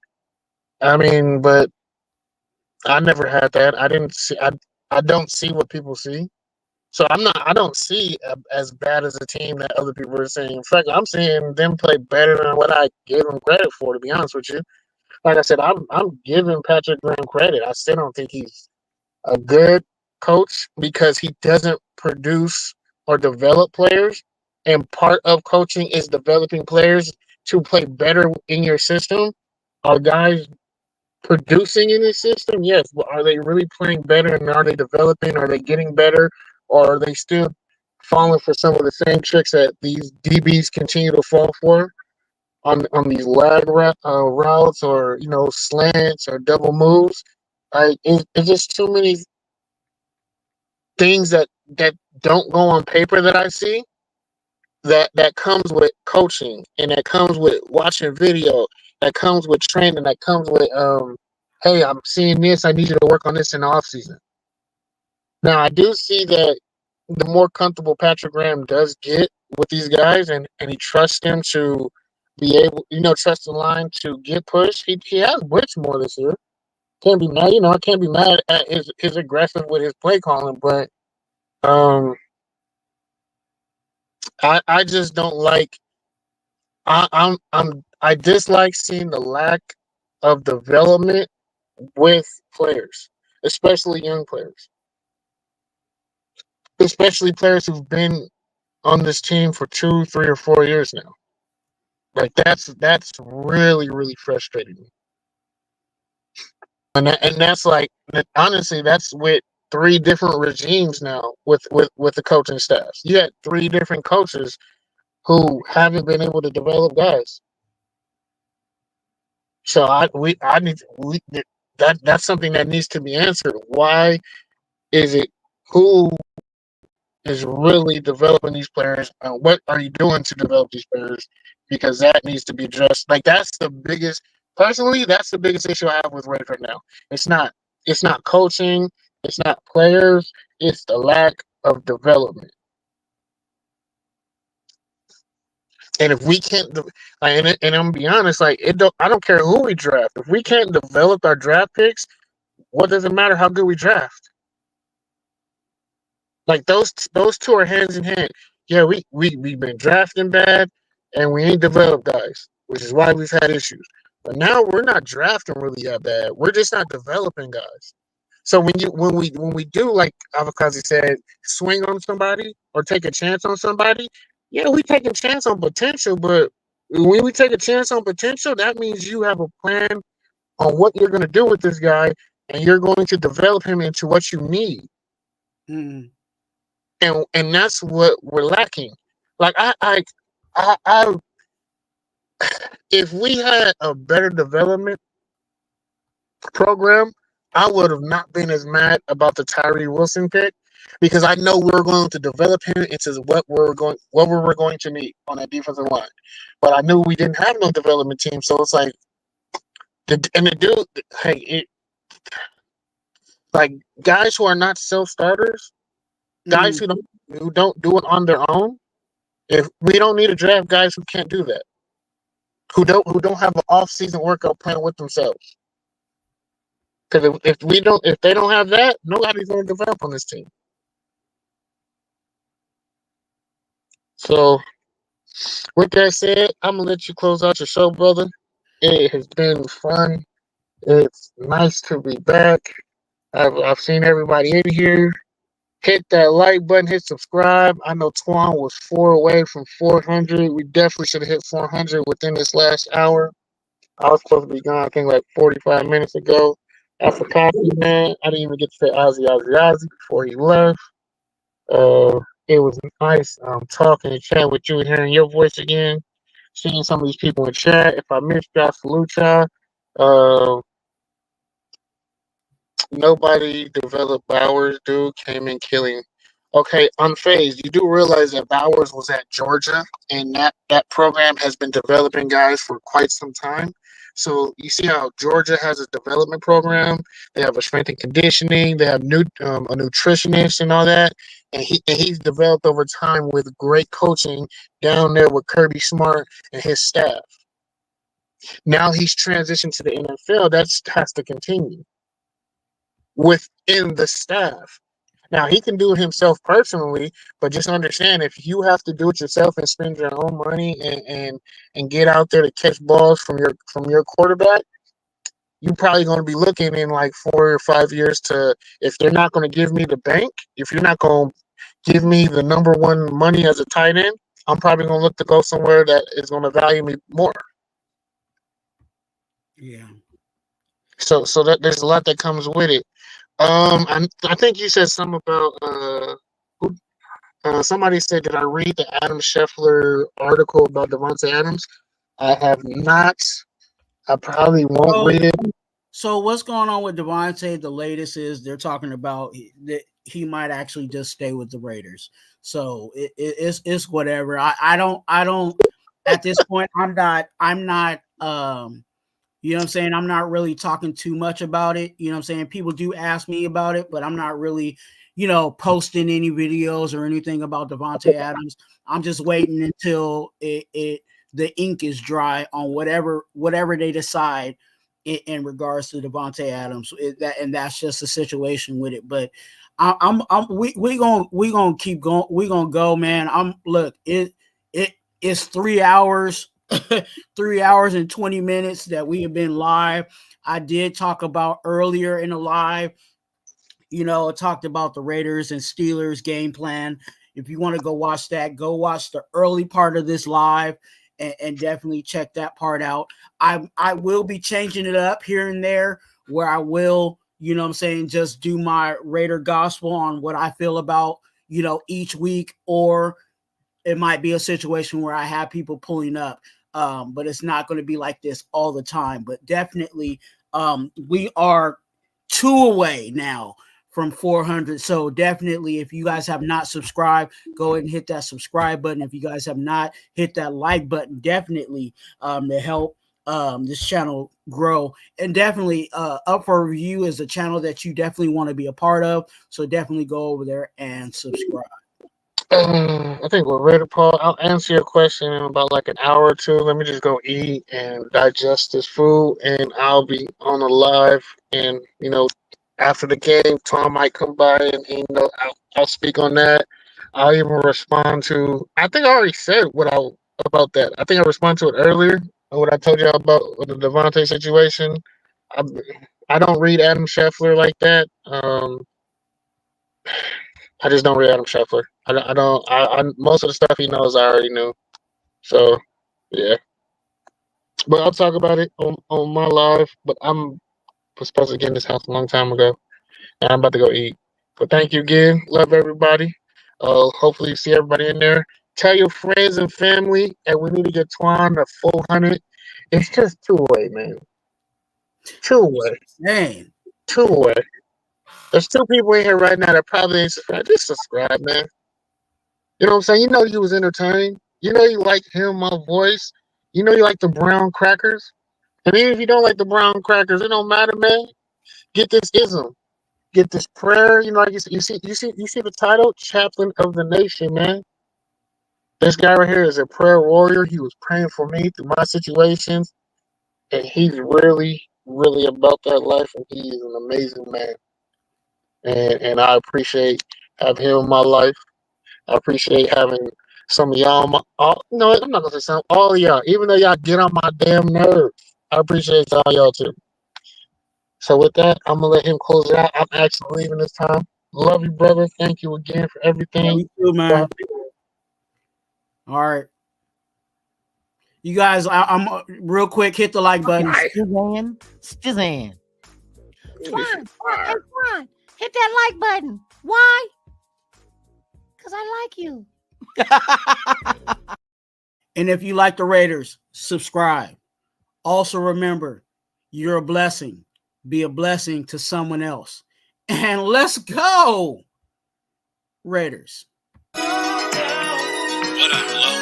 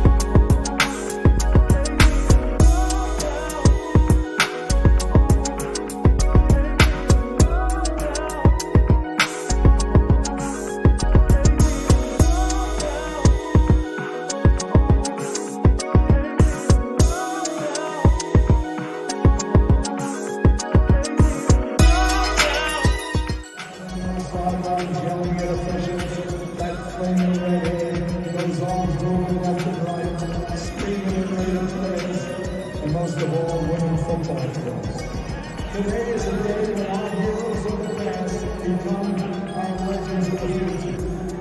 Time never really stops for the great ones. We wrap them in a cloak of immortality and remember what great people they were. We recognize you, Virginia Matt, his sons Mike and Joey.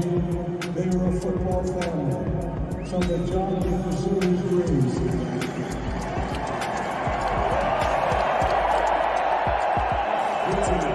To Raider Twuan and a tribute to Virginia Matt and Al Jacobs. We declare that the fire that burns the brightest in the Raiders organization is the will to win. Ladies and gentlemen, the Madden family.